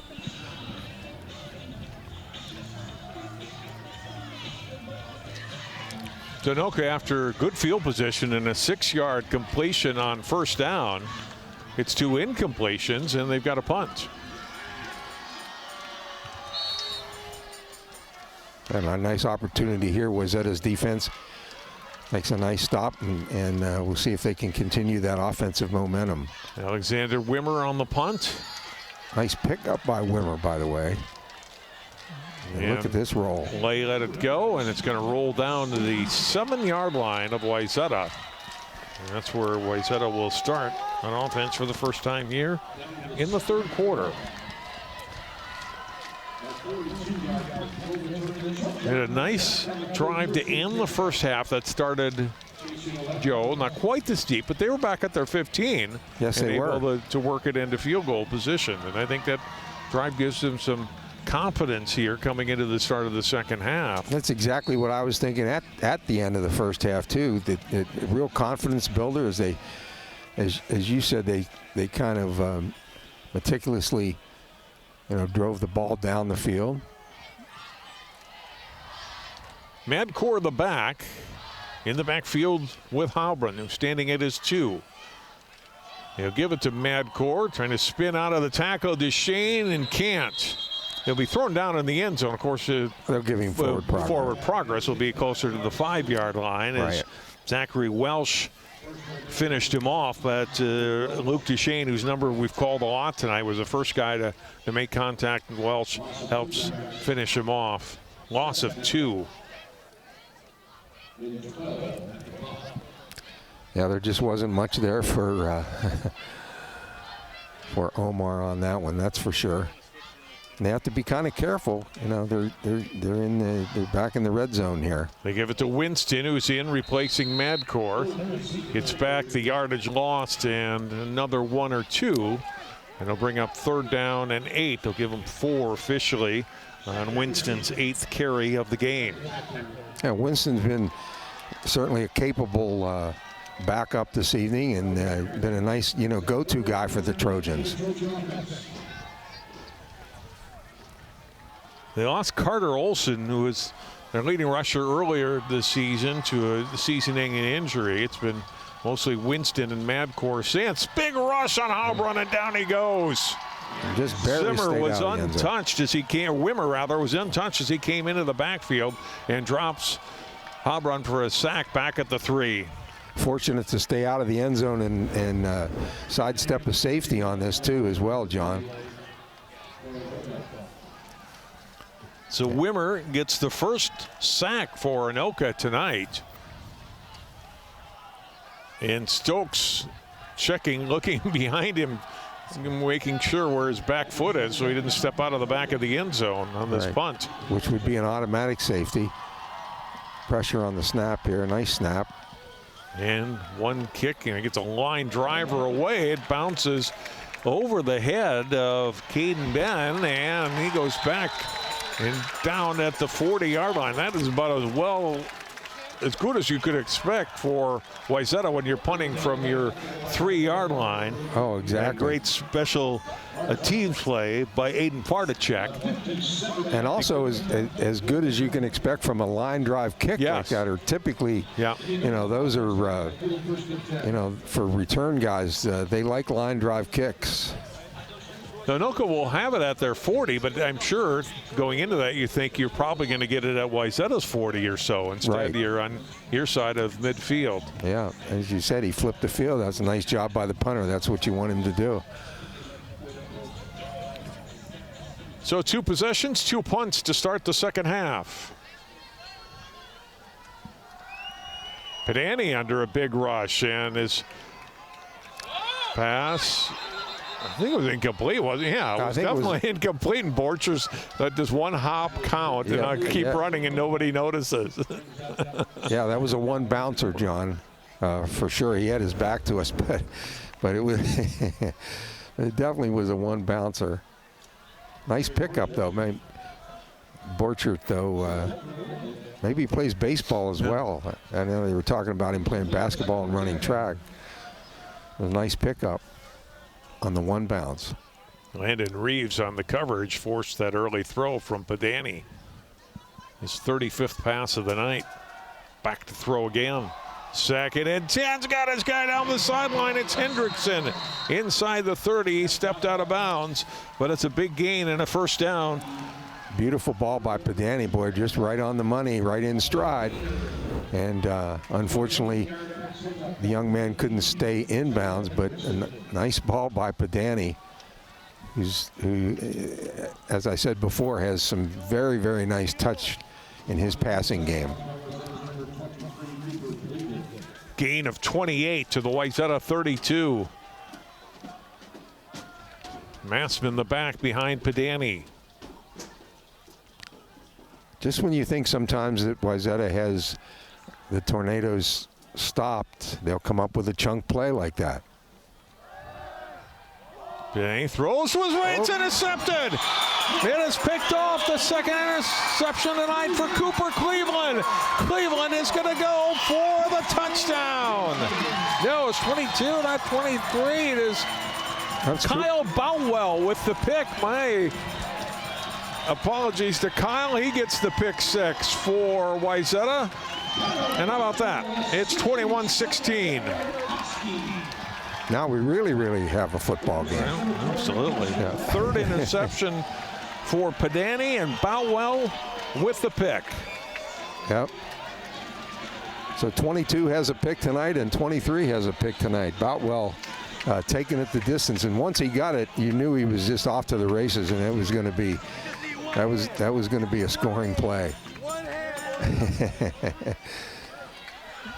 Nice job by that young man.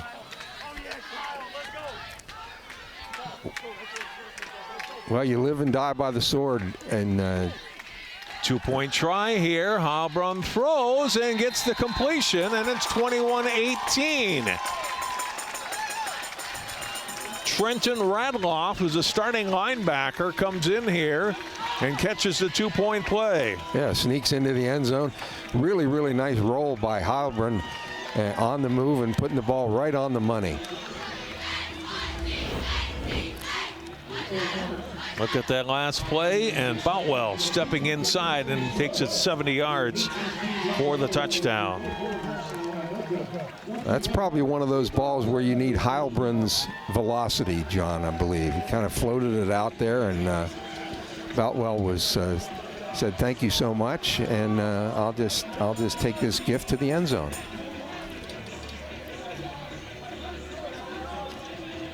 Yeah, with 8:19 left in the third quarter, it's now a 3-point game. Look at the 2-point conversion. Heilbronn to Radloff, and the touchdown and the 2-point conversion. Well, and Wayzata is carrying that 40-yard field goal that they got at the end of the first half, and they are carrying that Royal Blue momentum into the middle of the third quarter here, John.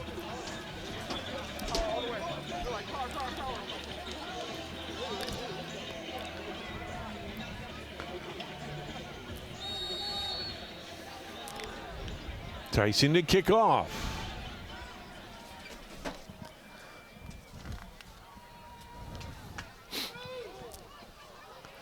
This one will bounce, be picked up at the 26-yard line. He's work his way out past the 30 to the 33 is Alexander Duchesne. Comes up hurting a little bit as he goes to the sideline. Obviously had a left return on that time. I wonder where Duchesne was going. He looks like he's in some pain on the sideline. Hopefully he will get back in the contest. First and 10 for Anoka from their 32-yard line. Now a 3-point game. Boy, and you think on that last drive, Anoka, I'm sure in their head, like, we score here. We're up 3 scores. You know, it's 28-10. And instead, Boutwell gets the pick 6 the other way, the 2-point conversion, and now it's a 3-point game. Now it's a tight ball game. Yep. There's that. Padani to Cummings, and only a couple of yards. Pretty well read by Wayzata, and able to make the tackle. Radloff, who just had the 2-point conversion, catch in on the tackle along with Mason Ulrich. Looks like Cummings is holding his right knee there, John. That's never good. This is the second time in a row they've started their drives with that shovel pass. I know they had success with it before. Not so much this time.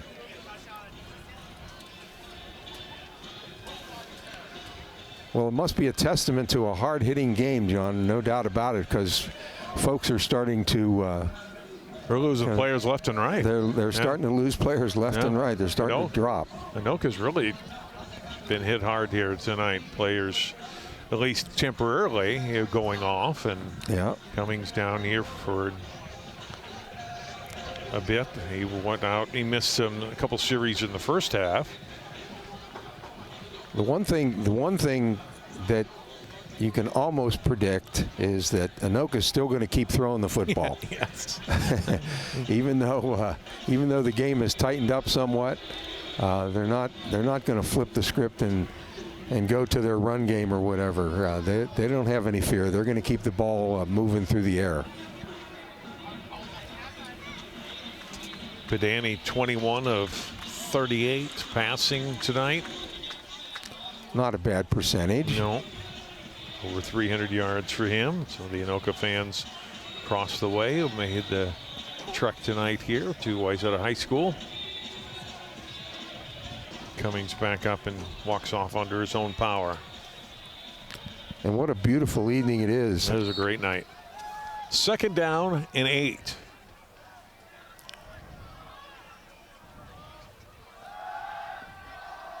Throw it off the hands of the intended receiver, and incomplete on the ball intended for Hendrickson.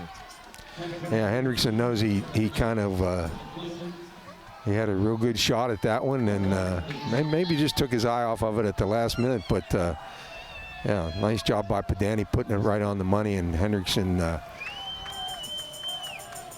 should have came down with that one. 3rd and 8. Yep. Wayzata's defense trying to turn this thing over.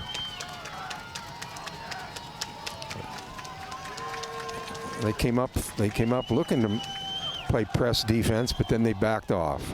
Oh, and completion, but a short gain, and well short of the 1st down.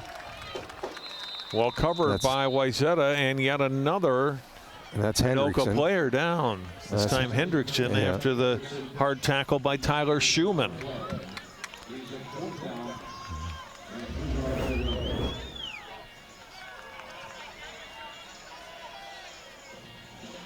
I mean, Schumann was right there and delivered the perfect tackle in the back. Wayzata starting to pick up this passing game a little bit, this intermediate passing game, John, of Anoka's. They're probably going to have to, vary some routes up here a little bit. If they have anyone to throw to. What's that? If they have enough warm bodies to throw to. Right. Cummings and then now Hendrickson going out on this play. Well, as you and I talked a little earlier, Zurich, their tight end, they have not gone to Zurich. And so that would be kind of a nice little change up if they incorporated their tight end in the passing game.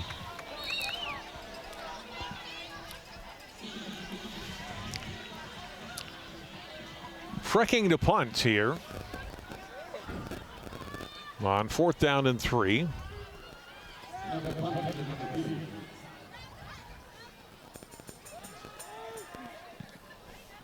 Gets the kick away and it's back for it. Gets it at the 32. Got ahead of steam out past the 45. Gets about 14, 15 yards on the return, and Wayzata's near midfield. Trailing now just by 3 at 21-18. I'm not sure I could think of a better return guy than Tony Lay, John.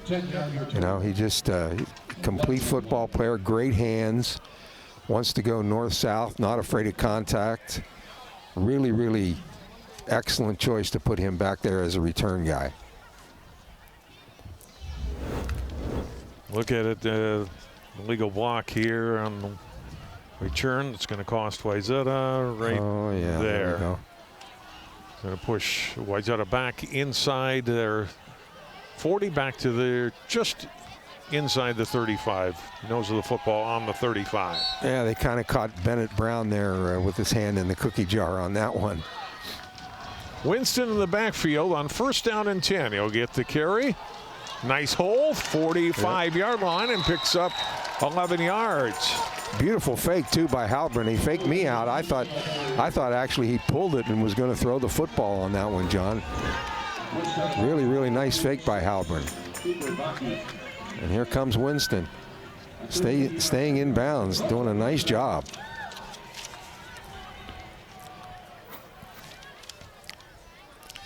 Pick up a 14 to the 49. Winston, and then he moves him from the pistol to the side. Albrun to throw, gets a completion to Lay to the 46-yard line, maybe 45 of Anoka, before he is tackled on the play by Rothram. But that's a gain, Joe, a first down of 6 yards. Yep. You'll take that. Oh, all day long. All day long. 2 times 6 is move the chains.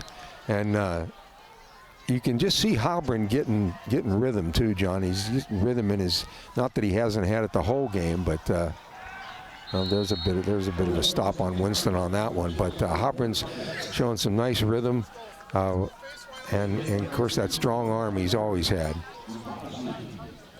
Winston picked up a couple of yards. It'll be 3rd down and 3 to go for Wayzata. Yeah, you just get a sense that this game is kind of heating up, don't you? It's it's becoming a real contest now. From the 43 on 3rd down and short. They give to Winston. He's got a first down inside the Anoka 40 down to the 37-yard line. Picks up 5 more yards before he's tackled by Kramer and Michael Chamberlain. Yeah, Wayzata starting to really use that RPO to their advantage, and Winston doing a really nice job, running the football and moving the chains, and of course keeps the clock moving as well. Madcore in the backfield replacing Winston. They'll give it to him on 1st and 10. Trying to bounce outside and can't. Initial contact coming from Aaron Knapp. That'll be a loss on the play. Looked like they came back with the same play, only Madcore wasn't the recipient of the blocking that Winston had on the previous play. Loss of 2, 2nd down and 12. 5 minutes to play here in the 3rd quarter. Wayzata with the only touchdown on the 70-yard interception return by Kyle Boutwell in the ensuing 2-point conversion. Heilbrunn to throw on 2nd down, over the middle off the hands of Stokes, and incomplete. Inside the 20, it'll be 3rd and 12. Again, another nice ball by Heilbrunn. Probably should have been reeled in right there. And the coverage was there, but it was the receiver, tucked inside. And a beautiful ball by Heilbrunn, right on the money.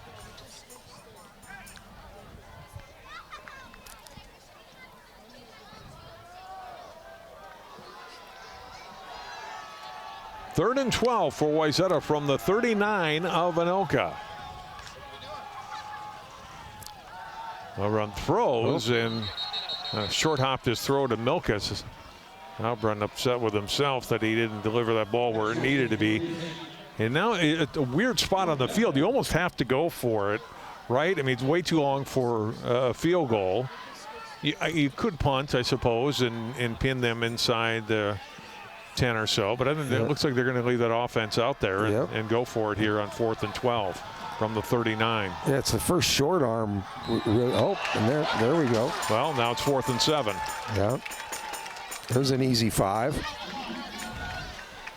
And that's usually a freeze play that the air raid offense would usually run. And so a case of not watching the football, and it's an easy 5 for Wayzata.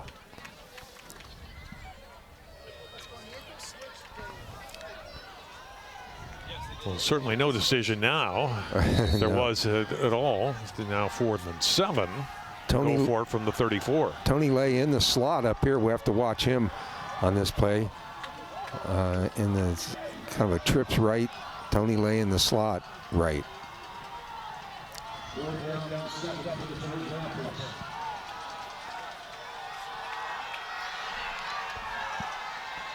Heilbrunn rolls out right, throwing to the sideline and over the head of his intended receiver, Milkus. And so Anoka's defense holds, and they'll get the ball back here. Yeah, Heilbrunn going a little bit high with that one, and that's a stop that the Tornadoes really had to have, because Wayzata was really you know, showing some really good momentum, I thought, John. And so Hybern will live to, you know, you just have to turn the page, young man. That's what you do. Anoka takes it over from their 34-yard line, and they'll try to get something going here in the second half. Coach Brown talking to his quarterback. And I'm sure saying, hey, a lot of game left here. Massman, the back. Padani looks to the sideline before getting the play call here. Comes back with the throw to Borchers and the completion. We've seen that play a few times Yes, tonight, we have. John. Yeah. Bennett Brown on the tackle, but a good first down throw and catch of 7 yards, and Borchers' 4th catch of the night. That's been money. That's been money for Anoka, particularly on first down, which, well, you just got to love this now. 2nd and 3, 2nd and 2. Again, the whole playbook's open to you here.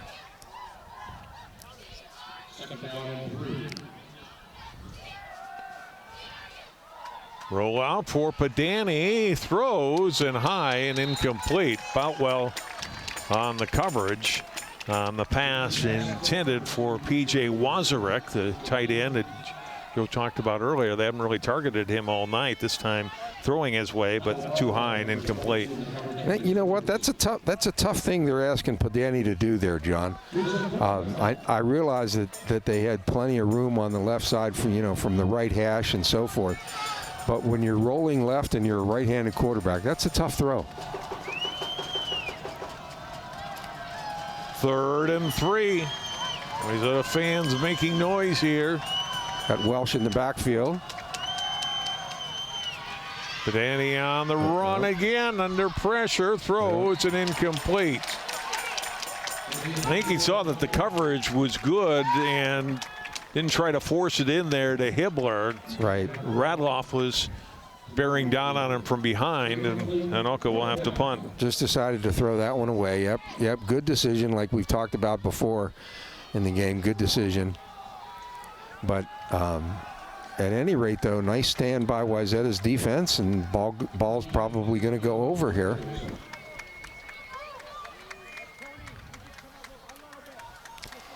And there's Tony Lay deep. There's a dangerous individual back there. I think if I was the Tornadoes, I would be directionally punting. I certainly wouldn't punt it directly to Tony Lee on this one. Oh, high snap. Frecking, picks it up and able to kick it away. A line driver. And Anoka able to catch a break there. Very fortunate. They downed it at the 33 of Wayzata. Here's a flag down. Back around where, well, Cummings, who was the up man on the punt, was there, and a Wayzata player. I didn't see if those two got tangled up afterwards. Unsportsmanlike on Anoka. Oh, okay. So this will give Wayzata 15 more and put them close to midfield. Here's a look at the play again. Very fortunate. Able to pick it up, and fortunately for him, there was no rush to speak of. There you saw bottom of your screen a little push, and the first one came from Wayzata. I'm guessing Cummings gave a second one that was harder, and that's what drew the penalty. Usually they catch that second guy, yeah, right, John? Right. That's the guy they catch. Just also shows you too that no. What's that? They pointed toward Anoka. Apparently it was against Wayzata, so they pointed the wrong way, and so that unsportsmanlike conduct was not against Cummings, but against the player we saw deliver that push. So they did get the first guy. They did. They did indeed. So instead of Wayzata being near midfield, they're back inside their 20-yard line. Yep, and we've seen them put a nice drive together at the end of the first half, with this kind of ball situation before and field situation. See if they can do it again. Oh, my. Oh, high snap. Winston able to get back on it. Anoka thinking it's a safety, but oh man, that was as close to a safety without being one. Winston fell on it at the half-yard line. I would love to see a here we go. It was almost like he crawled back into fair territory here. Yeah. Yeah, that's an interesting one. That definitely could have been a safety, right? Yeah, it really could have been. Should have been. Well, the ball at the half-yard line. And Wayzata's got to be careful that they don't hold here, or that will be a safety. Albron throwing out of his end zone and incomplete. Pass intended for Stokes. Coverage by Rothram, and it's third and very long and very dangerous when you're at your half-yard line. Right. Yeah, dangerous play right there. Stokes, even if Stokes makes the catch, they still got third down in October to go. All right. Third and 27 officially.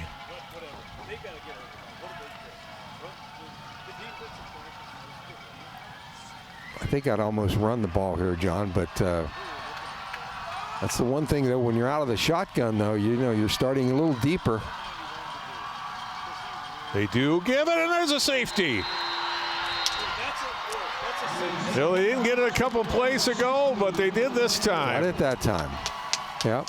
And like I said, that's the one time, that's the one disadvantage of the shotgun, I think, is if you're under center, you get the handoff right quick, hit the hole right quick, but out of the shotgun, boy, you got to really have some crisp blocking, and that time, unfortunately, they didn't. Welch and Wimmer were in a hurry on Winston. That's Welch that put him away, number 16, who's had a big game on both sides tonight. Look at it. Yeah, look at Welch. Threw him down. A little bit of help from Wimmer, but it was mostly Welch there that gets the safety. I would call that a weight room tackle too, John. Did you see how he just kind of grabbed him by the waist and threw him backwards? That's where the weight room comes into play in football. So Welch with a 2-point run on he had touchdown catch rather. Right. And now a safety. So he hasn't kicked an extra point yet, but he hasn't thrown a touchdown pass. Other than that, right, he's had a pretty good game. He's had a pretty good evening, yeah. And we got the free kick here from the 20, as follows the safety. Ticing, the line driver, will bounce at the 45-yard line, then be picked up there by Hibbler. Hibbler still on his feet. Now it looks like he stepped out of bounds. Back close up to midfield at the 46-yard line. Well of a return by Hibbler, huh? And I think we had Hibbler making a nice catch earlier in the game as well. We'll Look at it again. We'll see here.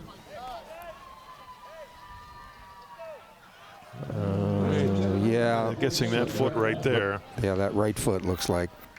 Good call.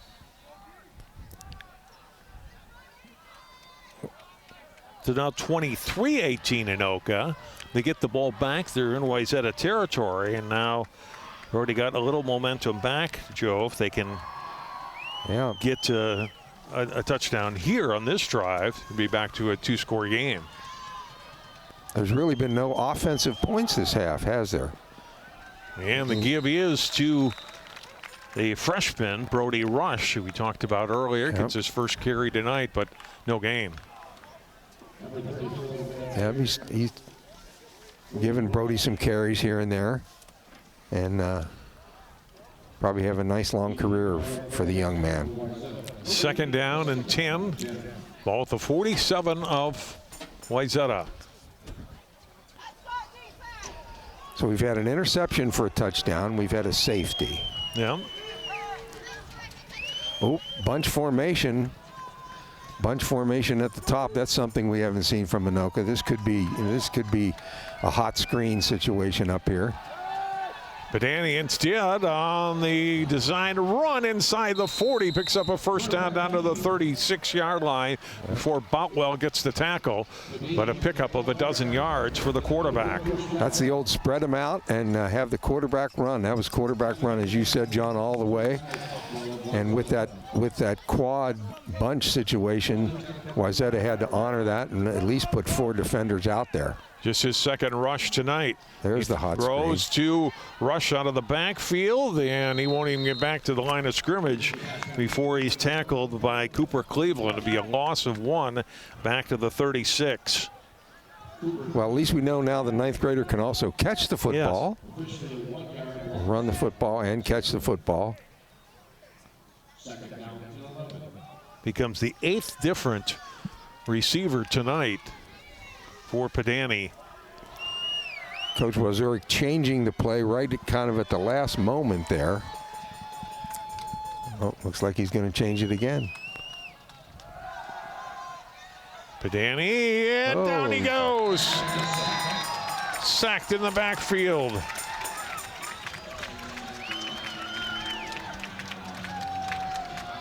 There was a play earlier this evening when he used his footwork to kind of get out of that, but this time to no avail. Wayzata bears down on him and gets the sack. He was able to step up earlier in the game and avert the sack, but not this time. Another big play by Landon Reeves, who saw one in the first half from number 91, and makes one here. Loss of 7. This is usually the time when they come out and usually look at that left sidelines. And Padani trying to throw that way. Incomplete. Anoka coaches wanting an interference. They felt that Massman was held as he was going down that sideline. Bull Osberg, it's like, here, how did you not see that? One of his assistants trying to save him from himself here. Oh. Yeah, definitely some contact. Yeah, there was some contact, knocked him out of bounds.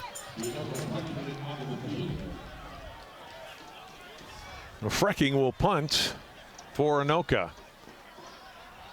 I think he had a beef on that call. I think he did. You know, I think he did.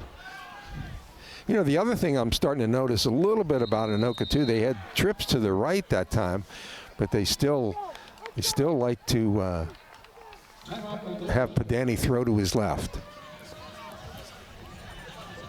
If I was to do self-scouting for Anoka, I would definitely point that out. Anoka didn't have the right personnel out there, so they used a timeout here. First charge timeout late here in the third quarter. Third quarter winding down here, John.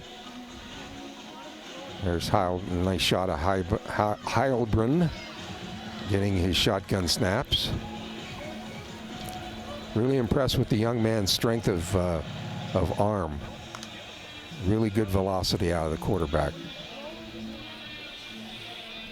It's not been after the first quarter wasn't bad, Joe. It's not exactly been a quick-moving game when you have, let's see, 70 passes thrown. Right. That's going to happen, and that's going to not all of them complete, obviously. Right. That's going to slow the game down. Frecking to kick it away. This will bounce to 23. A short kick. Yep. But the good news is Tony Lay didn't get his hands on it. That's right. Yeah, so we'll see if Wayzata can do something with it here near the end of the third quarter. It's going to be at least one play. But now needing a touchdown to go back in front and not just a field goal to tie. That's right. Safety. Because of the safety, that's right. That's an important play.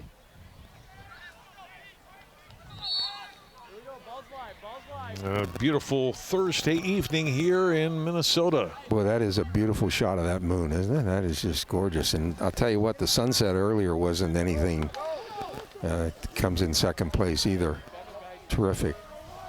Still 54 degrees. Terrific night for football. Brun will hand off on the end around. Coming his way.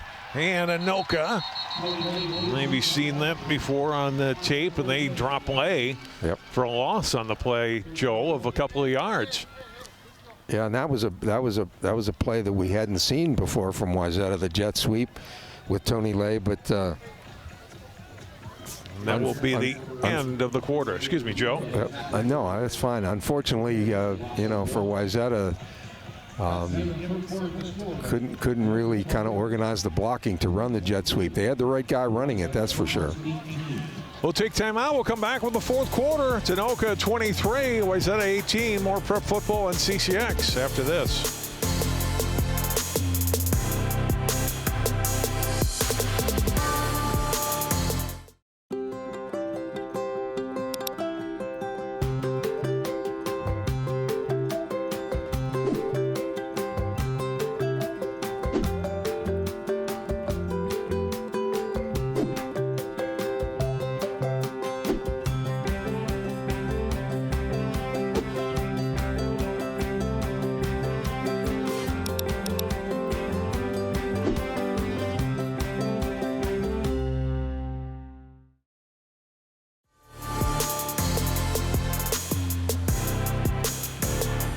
Odd score in the third quarter there, 8-2 Wayzata. It's 23-18 the total score as we start the fourth quarter. A big throw downfield and incomplete on the first down pass, and Heilbronn looking deep for Milkus. And he had him too, John. He definitely had him 2 or 3 strides in, that would have been a big play right there, no doubt about it. He had him at least by two or 3 strides. I like the call though. Stretch that defense.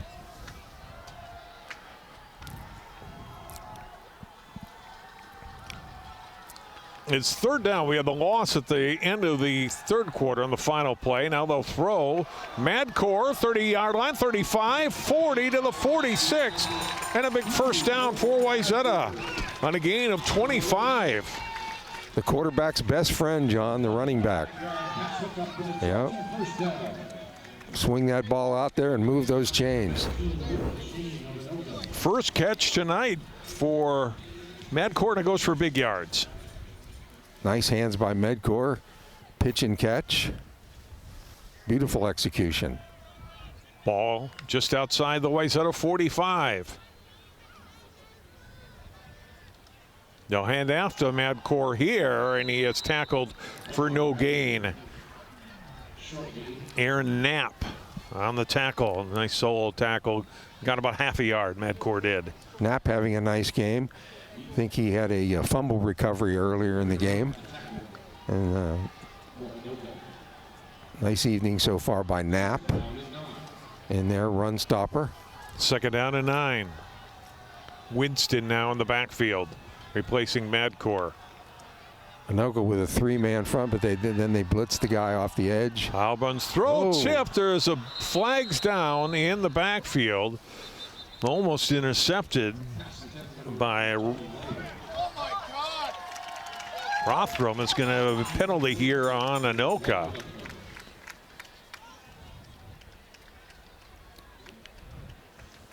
What are they doing? That's terrible. That is Like a defensive holding penalty against Anoka.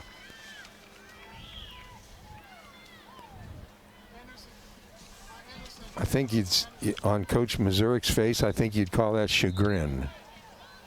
That's the way I would describe it anyway. No doubt. He's pretty chagrined by that call. First and 10 now at the 44 for Wayzata. We still have a timeout on the field with another Anoka player down. This time it's Alexander, or is it Deshane? Yeah, we've had a fair amount of these tonight, haven't we? Yeah, we have. But so far they don't seem super. This seems more like a cramp, the way the trainer is. Deshane is the second time we've seen him tended to. Yeah, exactly. Linebacker, quarterback, running back. Does he also drive the bus? Yeah. Maybe. Oh, he's up and there we go. Looked like a cramping situation, I thought, John, with the way the trainer was handling him.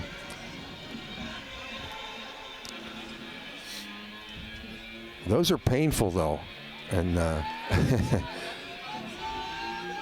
I noticed they offered him water and he refused it. He should definitely be hydrating. So off the defensive holding penalty. It's a first down for Wayzata at the 44. Heilbronn to throw. Oh, that was almost picked off. Overshot his man, Tony Lay, and almost picked off there by Rothram, who had one earlier. Yep. Well, that would have been big for Anoka. That really would have been. Second down and 10. If for no other reason, stop the drive and at least maybe run some clock for them.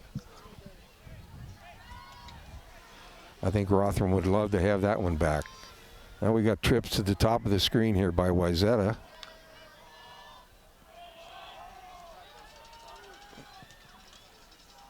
They'll give to Winston, and he'll get about 5 yards on that play. Good hard run inside the 40 to the 39-yard line. Helmet comes off, so he'll have to come out of the game. But yeah, nice little run there, and by Winston, who's really been a nice contributor for the Trojans this evening. 3rd and 5 from the 39. And here in the fourth quarter, it's his 4-down territory at this point. And needing a touchdown to go ahead. Oh yeah, they definitely have 2 shots at this, John, in this part of the field. Heilbronn will throw. Lay looking for a flag there, and he didn't get one. I don't think he's going to get it on that one. No. Coverage by Cooper Bakke. He almost looked like he was looking for the flag before the. Yeah. Well, maybe he had a case. No.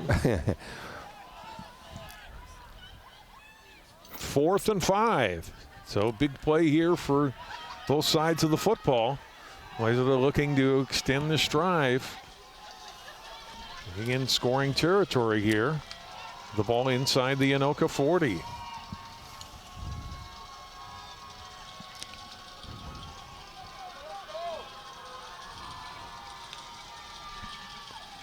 Heilbronn makes the handoff. Steps in, delivers the football, and too high and too long for Lay. And Anoka holds, takes over on downs. I think one of the things that I've noticed, Heilbronn probably has been long on maybe 4 or 5 throws tonight. I think part of it is, and this is a little bit into the X's and O's, but his stride leg, I think, seems to be kind of far out there, and I think that's what's causing him to throw the ball a little bit. Ball's kind of flying on him. Yeah, the ball is just kind of sailing on him. Another Anoka player down. Man, that's so many guys down tonight, Joe. I mean, none that has seemed serious, but man, this is what, 7, 8, 10 maybe guys who have been down at least temporarily. This time, Alexander Wimmer.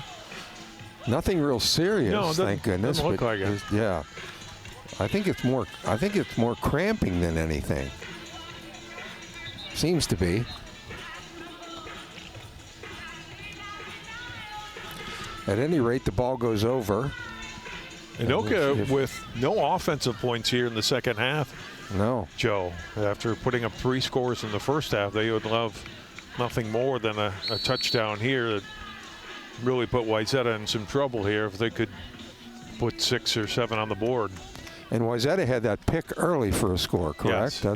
Yes, That's what tightened the game up, and then came the safety. See what Pedani and company do here.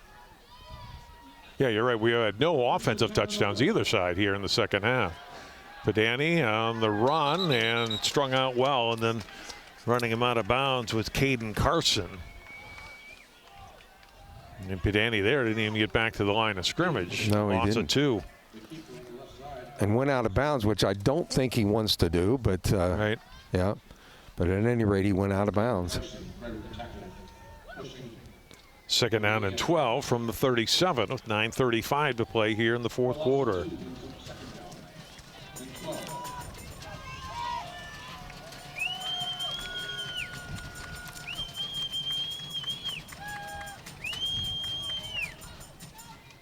Take the handoff to Cummings. Padani spins out of danger. Throws and almost intercepted again by Boutwell. He was trying to throw it low and make sure it didn't get completed. Instead, it was Boutwell, the pick six last quarter, almost intercepted this one. I thought he had it too, John. I actually thought he had it. He was kind of in a sit-down situation, and I actually thought he had it in his mitts there. Kyle Boutwell.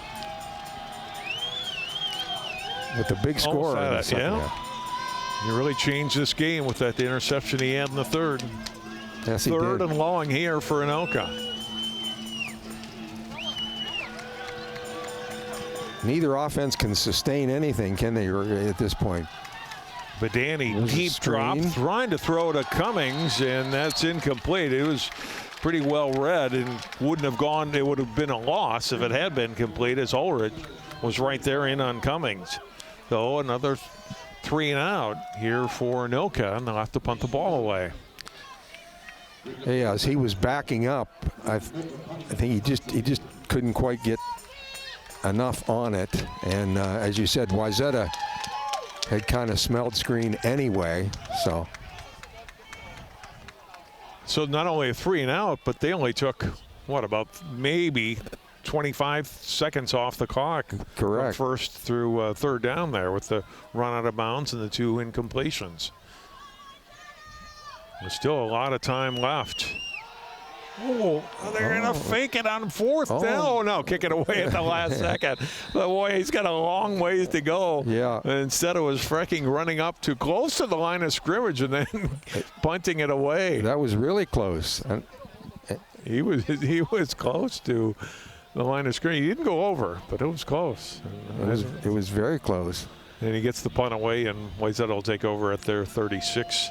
With 9:18 to play here in the fourth quarter. Still needing a touchdown, the Trojans. Well, when we talked to Coach Brown earlier this evening, pregame, John, we had talked to him about how he had 3 really close competitive games against some really good programs, but they couldn't close things out in the fourth quarter. Well, that's going to be tested right now. See what they do in the fourth here. Brun will hand off. Madcore on the run up the middle, first down and into Anoka territory, and a gain of 15 yards for Omar Madcore, his biggest run of the night. He had that pass play that went for 25 on the last drive, but this is his best rush of the night. I was just going to say, that's Omar's best run of the evening, isn't it? Yep. And keeps the ball in the middle of the field, keeps the clock going, and again, move the sticks. Wayzata trying to get a sustained drive going here. They'll give it to him again, and this time he's hit in the backfield and dropped for a loss. Yeah. Tough to string 2 plays together. Avery Field comes up and makes the tackle, and the loss on the play of a couple of yards for Madcore there. He'll set up second down and 12. Yeah, nice job by Field. We've called his name a few times. He's a football player right in the thick of things in that Anoka defense. Second and 12. Wayzata back on their 49 now. Fake the handoff to Winston. Throw and the completion to the Wayzata 44, or Anoka 44 rather, to Lay. It'll pick up 7 yards and bring up third and manageable here. And Tony Lay in traffic making that reception. Really nice grab by Lay. In traffic there, John. Wayzata getting right back up to the line of scrimmage. 3rd and 5 here. So we're inside of 8 minutes to play. Ball is tipped and incomplete. Ball tipped by Aaron Knapp. Yep, Aaron Knapp making his presence felt again. 4th down for Wayzata and 5 to go. They'll go for it here from the Anoka 44. This front three by the Tornadoes has really had a nice game, I think, John, so far. A lot of times they're in that three front. Now they're back in their 52 Oklahoma. 4th and 5 for the Trojans. Heilbrunn steps back. Takes to Winston, throws it incomplete. Stokes, the intended receiver, nicely broken up by Wyatt Rothram. And ball goes over. Yeah. Next defensive play by Anoka's number 24, Wyatt. Rothram gets the Anoka offense, the football back. Tornadoes will take over at their 44.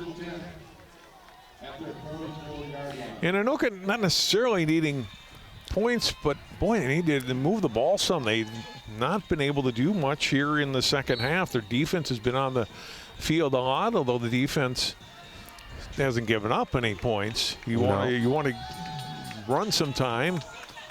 Ultimately, you'd like to get a touchdown, but of course. Coach Wazarek would like to see some first downs at minimum and flip the field a little bit here. Yeah, a couple of first downs would go a long way, wouldn't it? They'll give it to Mansman on first down. He'll get 3 yards out to the 47-yard line. Extracurricular there. A little pushing and shoving after the play. Mansman had some positive yards, though, before he's brought down by Ulrich. Massman limping off the field. He's been a nice, effective runner, even though Anoka doesn't run the ball all that much, but Massman's been a fairly effective runner for them this evening. Cummings replaces him in the backfield on 2nd down and 7. Pedani throws, gets the completion to first down at the 40 and down to the 35-yard line. Afi Abekwe, his first catch tonight. Yep, He's there it is. Been a good receiver this year for Anoka, coming into the game with 29 catches. His first catch here tonight, and it goes for big yards. Yeah, and we were talking about him at halftime, how we hadn't called his name. We weren't even sure we saw his number out there. And, yeah, they finally went to him for positive yardage. Goes for 19 yards. And stayed in bounds.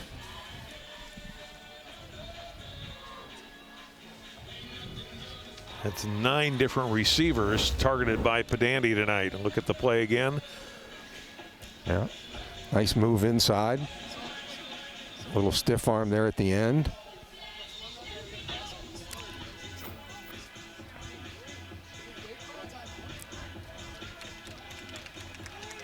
Anoka using the timeout here. They've got the ball at the 34 of Wayzata.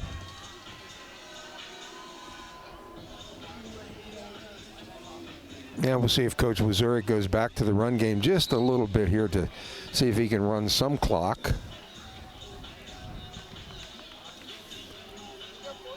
Of course, with their passing, with their intermediate passing game to Borchers and company, sometimes they can use that as kind of a long handoff too, John. All right. We've seen it a lot to the Borchers on first down plays. We have. Especially. And they're giving Borchers quite a bit of room over here to the top of the screen. He's lined up next to Frecking. They do go to Cummings on the ground, and he gets back to the line of scrimmage, but really that's it. 2nd down and 10. Yeah, that was about it. Cummings with 4 catches tonight, just 3 rushes, though, for him. He got 500 yards rushing on the season, but the rush game, for the most part, has not been there tonight. No, it hasn't. Against Wayzata. Wayzata has something to say about that, correct? Yes, that's what I'm saying. Yes, Yeah. Wayzata's defense has been pretty good against the run. Bennett Brown giving Borchers quite a bit of room at the top of the screen last play. We'll see when we get the shot here if they go to it, if they go to that Borchers, quick spot. Yep. 2nd down and 10. Then he looked that way. He wanted spins him. out of tackle for loss, throwing, and incomplete. Borchers coming back toward the ball, but Danny just trying to get rid of it in that case. Yeah, and he did. You're right, John. He did have him early. And why not? I mean, they're playing off of him about 8 or 10 yards. So definitely was the right call. 3rd and 10, though. It seems like it's been a second half of 3rd and long and 3rd and longer. By my count, that's the 50th pass for Pedani, 26 of 50. 2 touchdowns, 3 picks. It's been kind of a mixed bag. And a whistle. And another timeout for Anoka, their second charge timeout. Well, I guess you want to get it right here on this series. If you can get points, look at the clock. You're down under 5.5 minutes as it is. Plus, they were going to get a delay of game there too, right, John. I think. Yeah. That's as much as anything. Which would have added to the fun. 3rd and 15. We'll take 3rd and 10. A lot of playoff sports coming up on CCX in the coming weeks. All right now, TBA, the sections seeding going on for football for the 6A schools tomorrow. Some of the smaller classes have already seeded. State soccer seeding happens on Saturday, and Wayzata with both their boys and girls teams in that. Maple Grove with both boys and girls teams in the state tournament. So a lot to come. Section volleyball starting next week. And a lot of fun for the fall playoffs all coming up on CCX in the next month. Great time of the year, isn't it? Absolutely.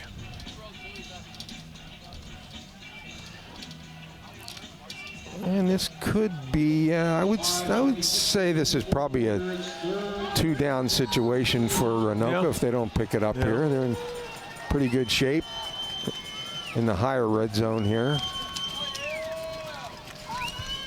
On 3rd and 10, Pedani picks up the rusher. Now Pedani will run. He's going to get a first down and on more, and he'll slide down inside the 20 to the 19. A pickup of 15 yards for the Anoka quarterback. Well, he caught Wayzata in press man, so they're turning their backs and they're running, and then he saw that right away, and boom. He's like, okay. And Welch got just enough of Reeves, who was coming in, and allowed Pedani to take off and run on that. To slip that tackle, yeah, exactly. Huge play for Anoka right there, John. And now the clock inside of 5 minutes to go, and a 1st and 10 at the 19 for Anoka. Hand off, and a little hole inside, spinning away, and he gets into the end zone for a touchdown. What a nice for Zachary Welsh. He's in for the TD, and Anoka puts 6 more up on the board. Boy, could that come at a better time for Anoka? I don't think so. And Welsh, hard runner that he is, football player that he is, finds the end zone. He knows where that end zone is, I'll tell you that.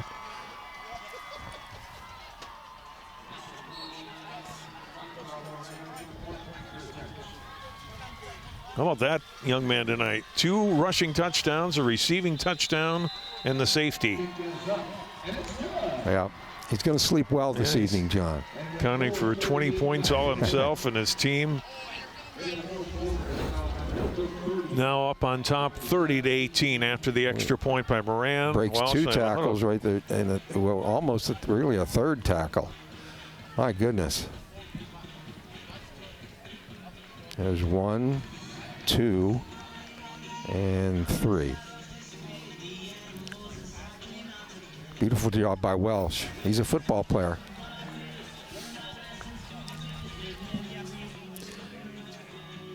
Well, it looks a little bit like, obviously the game still has a ways to go, but it looks a little bit like Lambert Brown was a little bit of a prophet in the 4th quarter prediction that he had. We'll see what happens, though. Wayzata has got 3 timeouts and some time left on the clock. See if they can drive down and get, put one in here. Unfortunately, the problem is they got to put it in twice. Yes, they do. Yeah. Yes, they do. 30-18 after the Welch touchdown.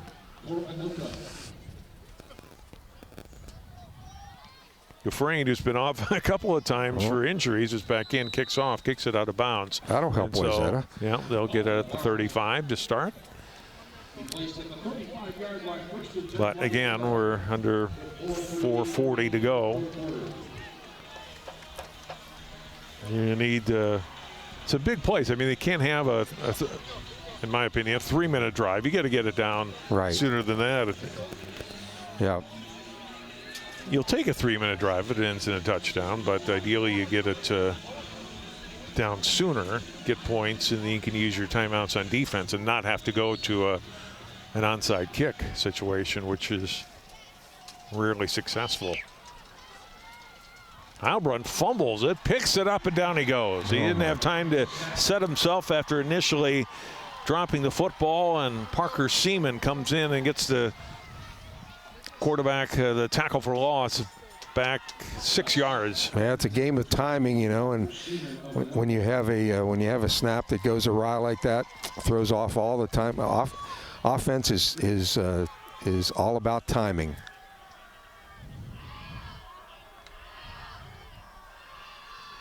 On second down, 16, a completion to Stokes.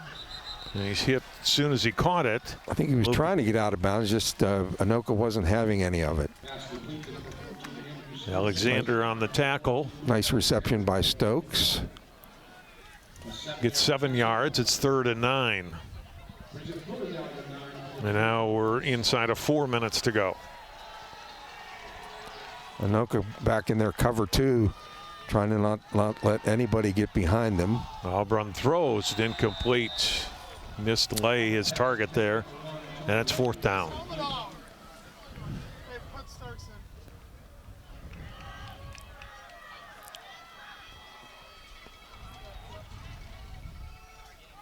Coach Wazarek. Yep. He's involved every play, right? Yes, he is. He's a play caller on offense. He's exhorting his defense there. Big play here. Yep. This is it for Wayzata, really. Yeah, I kind of think so, John. This is, and 4th down and 9. Tornadoes blitzing. Heilbrunn throws and gets the completion. Yeah, for a 1st down out to the 49-yard line. Gets the ball to Stokes, picks up a 12 yards, and Wayzata moves the chains. Understatement to say that was a huge play, huh? To keep things rolling for Wayzata on that 4th and, what was it, 4th and 9, I believe. Yep. Now at the 50-yard line. Stokes starting to make his presence felt here.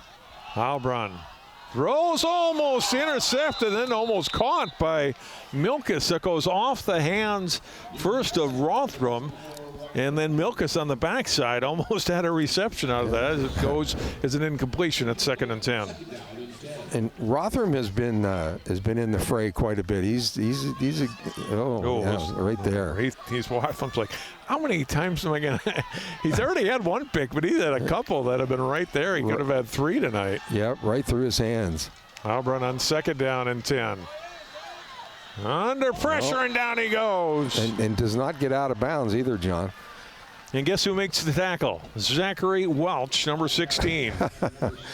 Not surprised. That man has had a day. He'd like to tap out here. I don't know if anyone saw. They're like, no, we're not going to let you come off the field. We're not going to lose you. Although he's down, though. He goes down. They are going to replace him here. I don't need. They'll take an injury timeout here. Yeah, he's definitely pretty gassed. And why shouldn't he be? Right. There's a loss of 5 on that play. A good coverage downfield. Heilbrunn just had nowhere to go on that. And yeah. Finally, Welsh runs him down. He'll come out after this play. We'll look at it again. Yeah, the only thing Heilbrunn really could have done, if he could have gotten out of bounds, but Welsh wasn't having that. Yeah, big play by Welsh. Another big play by Welsh. Mm-hmm. I think if we had an MVP of the game, John, what do you think? I think it's number 16, no question. I think it is number 16. Yeah. You might be right, Joe. He might be tired as much as anything right now. I think so. I think so.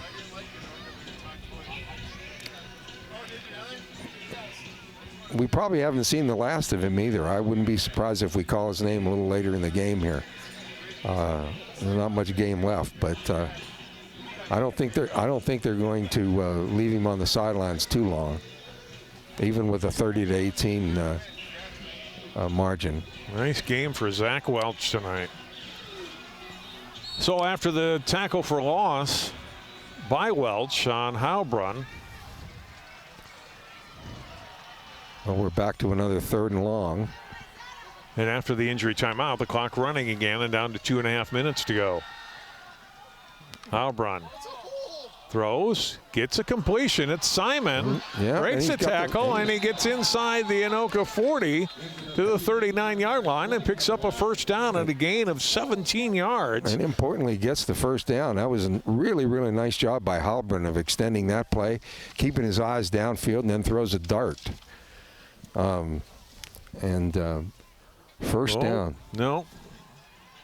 We had 2 penalties instead on Wayzata. This is all going to come back. An ineligible receiver downfield and offensive holding. So instead of 17 yards and a first down for Simon, it's instead a 10-yard penalty, and they'll bring up 3rd and a lot longer for the Trojans now.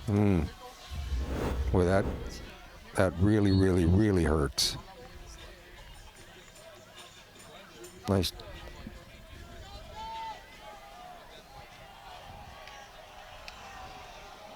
So now the ball backed up to the 40-yard line. Bring up 3rd down and 20. Heilbronn, quick throw and catch, but a short gain. Only out to the 43-yard line to Stokes. And now it's 4th down. Yeah, Stokes has had, at least 3 grabs here in the last minute or 2. 3rd down and 16. Correction, 4th and 16. 4th down and 16 for Wayzata. Heilbronn throws and incomplete.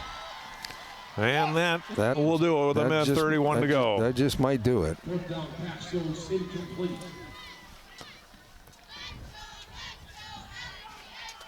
So Anoka takes the little punch from Wayzata on the pick 6 in the 3rd quarter. Yeah. They come back here in the 4th quarter after not doing a lot offensively in the 2nd half and put together that scoring drive that we saw a few moments ago, capped by the touchdown run by Zach Welch, and then they're able to hold here on defense. Yep. And now just need to run out the clock. Wayzata does have all 3 of their timeouts remaining here, but they do. If they choose to use them. 31 remaining in the game.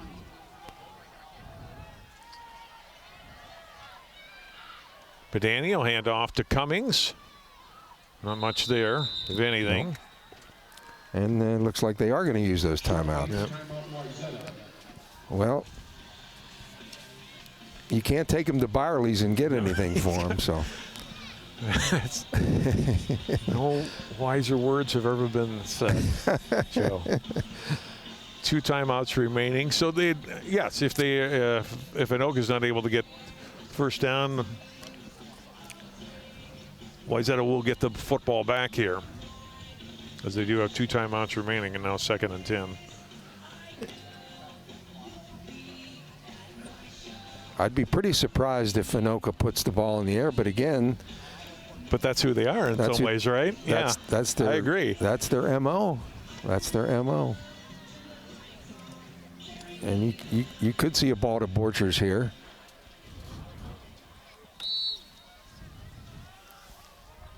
They're definitely giving him a lot of room out there.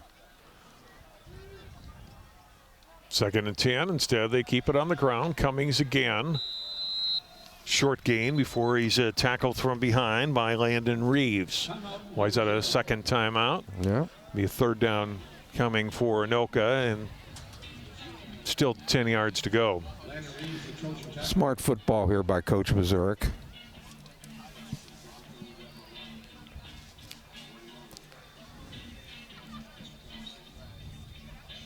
Minute 23 to play.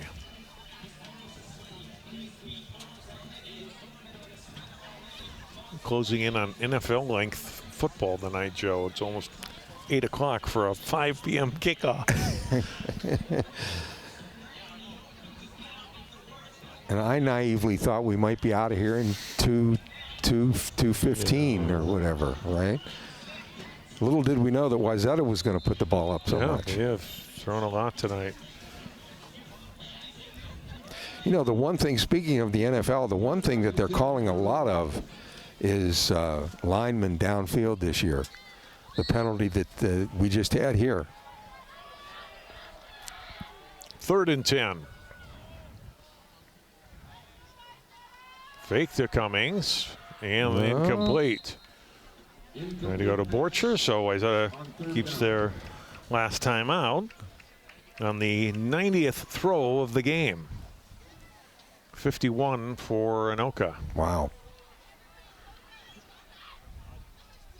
And you can quote me on that. Wow. Yeah. I don't know that I haven't kept records from every high school game I've called, but I can't. I'm sure I've never called a game that's had 90 passes in it before. I know I have not. I might have been involved with games, but never called a game like that. Frecking back to punt. Going to pin Wayzata deep. Got a great kick away. It'll go into the end zone, but Anoka will take that. No run back, and Wayzata will get it back from their 20-yard line. 1:14 to go. One timeout and trailing by 12.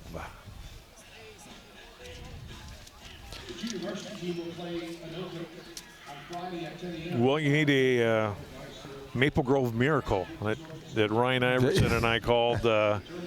6 years ago in the playoffs. St. Michael Albertville. St. Michael Albertville Maple Grove game over at Park Center playoff game. They're down multiple scores in the last minute, and they come back and win. Yeah, I was a couple of onside kicks in that game, and I was in the booth that night, John. Really? Yes, I was. Yeah, I was on the Maple Grove staff. So it was all you. It's all you that did it, right? It's all coaching. That was a heck of a finish. Milkus on the completion here. It's a first down for Wayzata. They get a dozen yards on the first down play. And that clock down to a minute to go.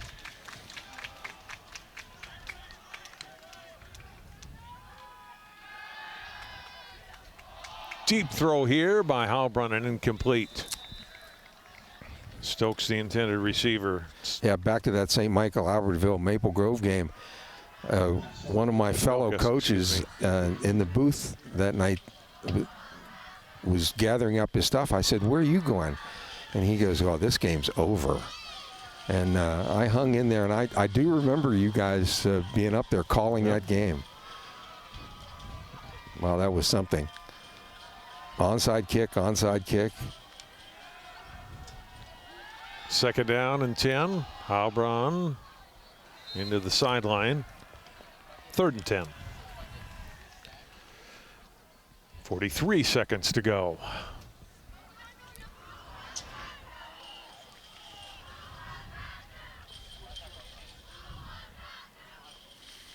You know, Coach Brown had mentioned something earlier when we talked to him too. I kind of wonder if these teams will play each other again, if they will see each other again. It would be at Anoka next time if that happens.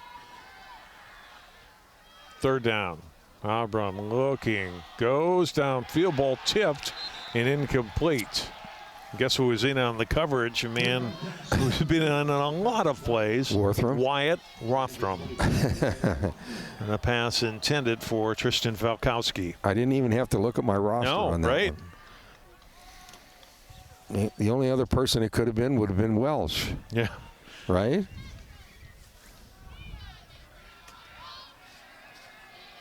Fourth and 10. Zach Welch is back in the game, by the way. Yeah, I'm not surprised. Oh. 4th down. Halbrun. Now he's going to take off and run. Got a long ways to go, and he's not going to make it. Doesn't make it. And Anoka takes over on downs for the final time. On about 7, needed 10, and that'll do it.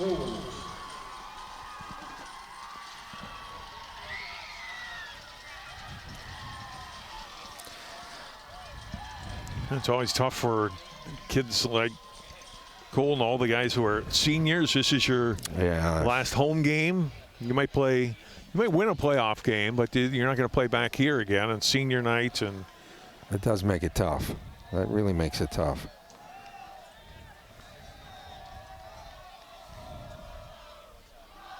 Anoka with 27 seconds to go. Just need to snap it once here. Looks like they're sizing up the victory formation here. Out of shotgun. They do not go under center, though.